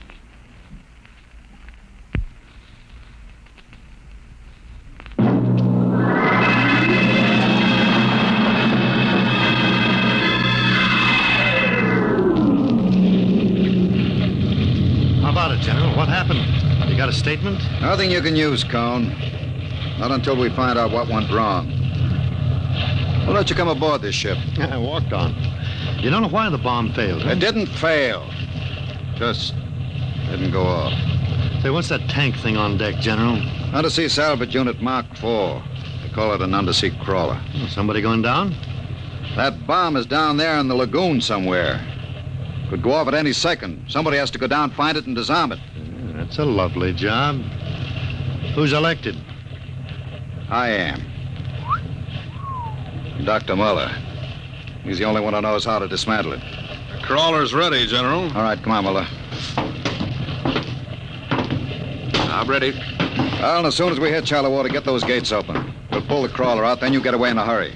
That bomb goes off while we're working on it. I don't want any casualties. Yes, sir. Inside, Muller. All right. I'm in. Remember, get this LCT out of the lagoon in a hurry. You got that, Allen? You take your orders from Admiral Yancey. Yes, sir. And, good luck. Closing the hatch. Get the sonar and Geiger counter warmed up, Muller. Right. I was just thinking of something, General. That curse, part of it came true. The bomb didn't go off. Well? The second part of that curse was that you would end where they ended, and that was at the bottom of the lagoon. What are you trying to do, Muller? Nothing. I was just thinking this crawler is going to take us right down there where the Tahani died. I'm not worried about a handful of dead natives, Muller. I'm worried about that bomb. Okay, they're opening the gate. Let's go.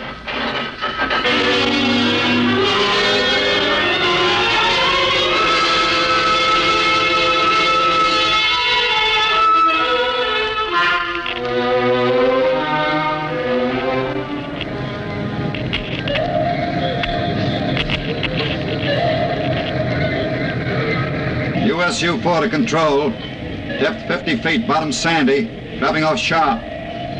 Anything on sonar, Muller? A school of fish. Ever been down the crawler before? Only in the tank at New London. I think I've got a Geiger reading dead ahead. Hang on, we're going up over the reef. It must be the bomb, all right. The Geiger count is clucking like a brood hen. Keep an eye on the front vision plate. If we run over the bomb, we're liable to set it off. I think I'm getting something on sonar. Left a point. USU-4 to control. Over. USU-4 to control. Over. That's a fine note. Radio's out. Dead ahead. It looks too large to be the bomb. Can't see much in the forward vision plate. Wait a minute. That's part of the reef ahead. Well, that's where the Geiger reading indicated. The bomb must have settled in a hole in the reef. We'll have to go after it in diving suits. Suits are in the locker. Let's get this over with. Less time I spend down here waiting for that bomb to blow, the better I like it.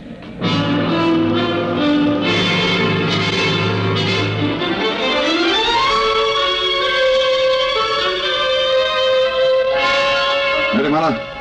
Grab your helmet.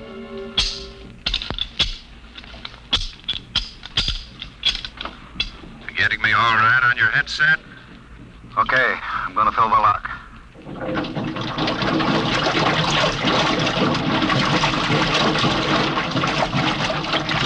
Here goes the outer door. Let's go. This isn't like that diving tank at New London. Look out for that car. Cut you to ribbons. There's an opening of some sort there. Wait till I get the light up. See if we can get a Geiger reading out of that opening. Oh, there. It's down there, all right. Careful. I'll drop down first. See anything down there? Muller, get down here fast. What is it? You find something? The bottom of this hole. It's metal on the sides. But it's the coral reef. Look. Well, the joints. These are hull plates of some kind, and... Look out above us! It's closing! Grab it! It's too late. Little hatch. Just slid over the top. This is impossible. What's going on? It's like an airlock.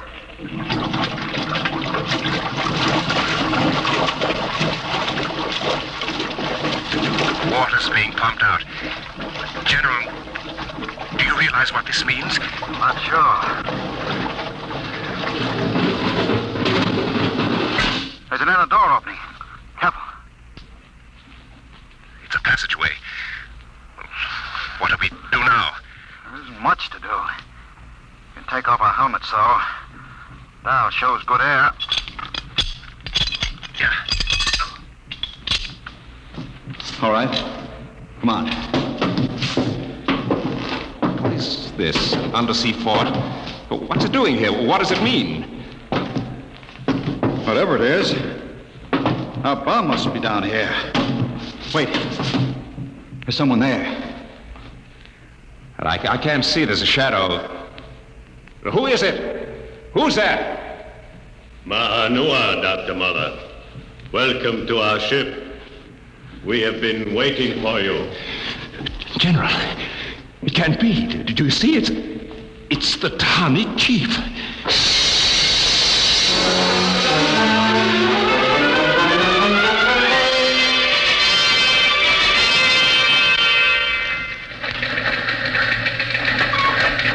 How long has the undersea crawler been down, Borelli? 4 hours, sir. 2 since we lost contact. Well, keep trying. Yes, sir. I've given them enough time. I'm going to send another crawler down. What do you figure happened to them, Colonel? Well, there are a lot of things. Hey, how did you get in here? I walked in. Say, when are you going to release this, Colonel? It's the biggest story since the election. The bomb at Dud, Dr. Muller, General Gadosh dead. They're not dead. At least we don't know they are. As long as the bomb doesn't go off, there's still a chance that something could... The bomb. Borelli, condition red. Gilbert, radiation control into action. Yes, sir. Get the hot squad into Tahani Lagoon as soon as it's cleared. And get me a PT board with radiation screens. What is it, Colonel? What happened? The bomb must have blown. What about Muller, the general? If they were down in that lagoon, you guess.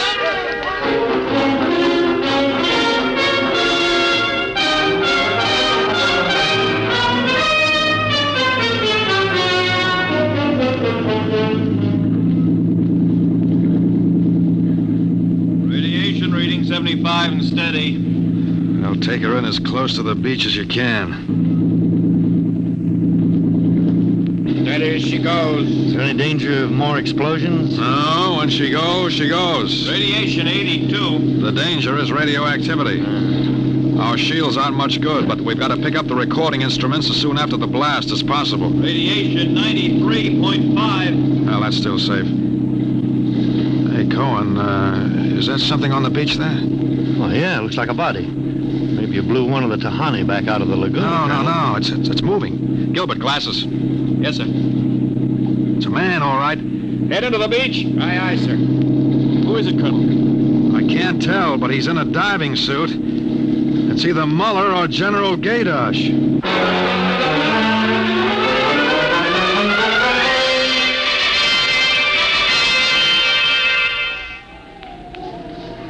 No radiation burns, superficial bruises, mild shock. He'll be all right, Colonel.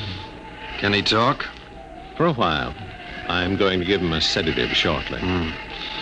Muller, what happened? How did the bomb go off? You didn't. He's still out of his head. Quiet, Cohen, quiet. Go on, Dr. Muller. What did you find? A ship. A giant metal ship. There under the lagoon. A submarine? No. It was a spaceship. Camouflaged right next to the reef. What? When we went inside, we found the Tahani chief and all the tribe alive. What are you saying?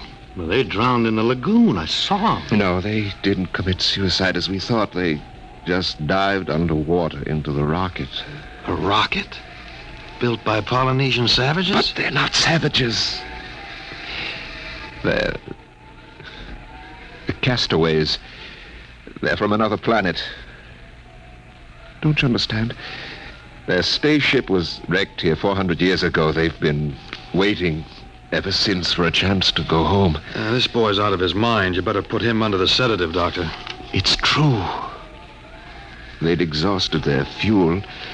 They couldn't find anything here on Earth to replace it until we developed atomic power. Atomic power? You mean they stole our bomb? They made me dismantle it for them at the point of a gun. And then just before they blasted off, they let me go. But what about the general? You mean they killed him? You don't understand. I said I dismantled that bomb at the point of a gun. It was General Gadosh who was holding it. What's that? Yes, he was one of them, one of their spies, sent out to bring back the rocket fuel they needed. And now, after 400 years, the castaways are going home.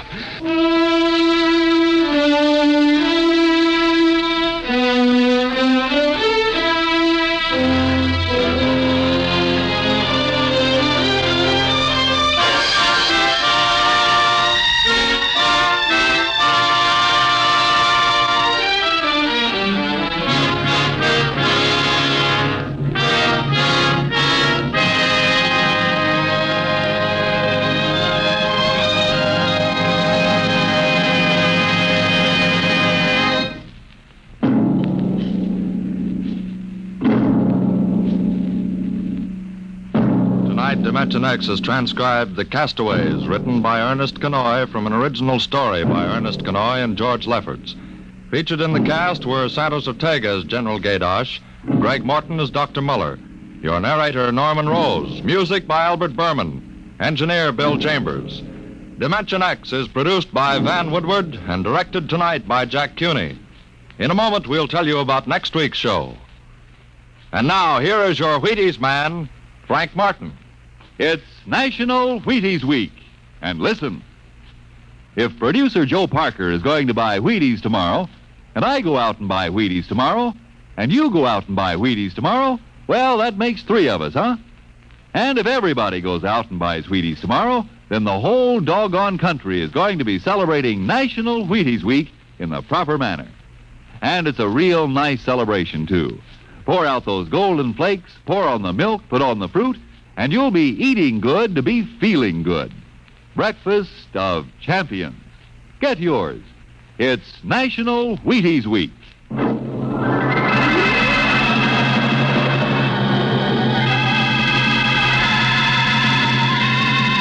Next week on Dimension X, a dramatization of Ray Bradbury's new novel, The Martian Chronicles, the epic story of how man conquered a new planet and then lost his own. Another adventure into the unknown world of the future, the world of Dimension X.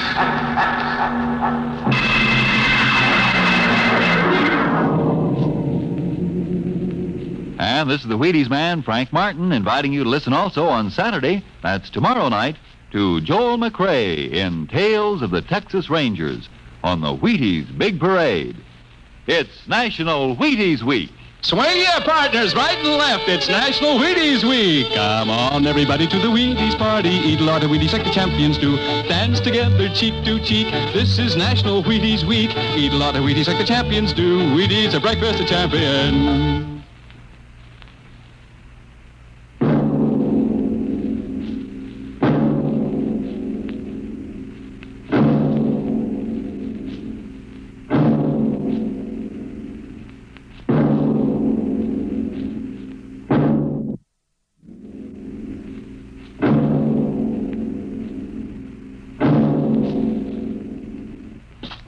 Jack Late tells the story of the Canada Kid, next on NBC.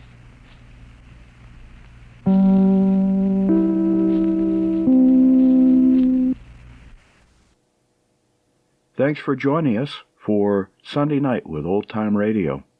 As a reminder, we broadcast every Sunday night from 8 to 11 Central Time. We hope that you'll become regular listeners. And if you're listening on YouTube, don't forget to make a comment or two. Praise or criticism, all is fine. We especially like to hear your recommendations for future episodes. And with that, we'll say good night. So until next time, sleep tight.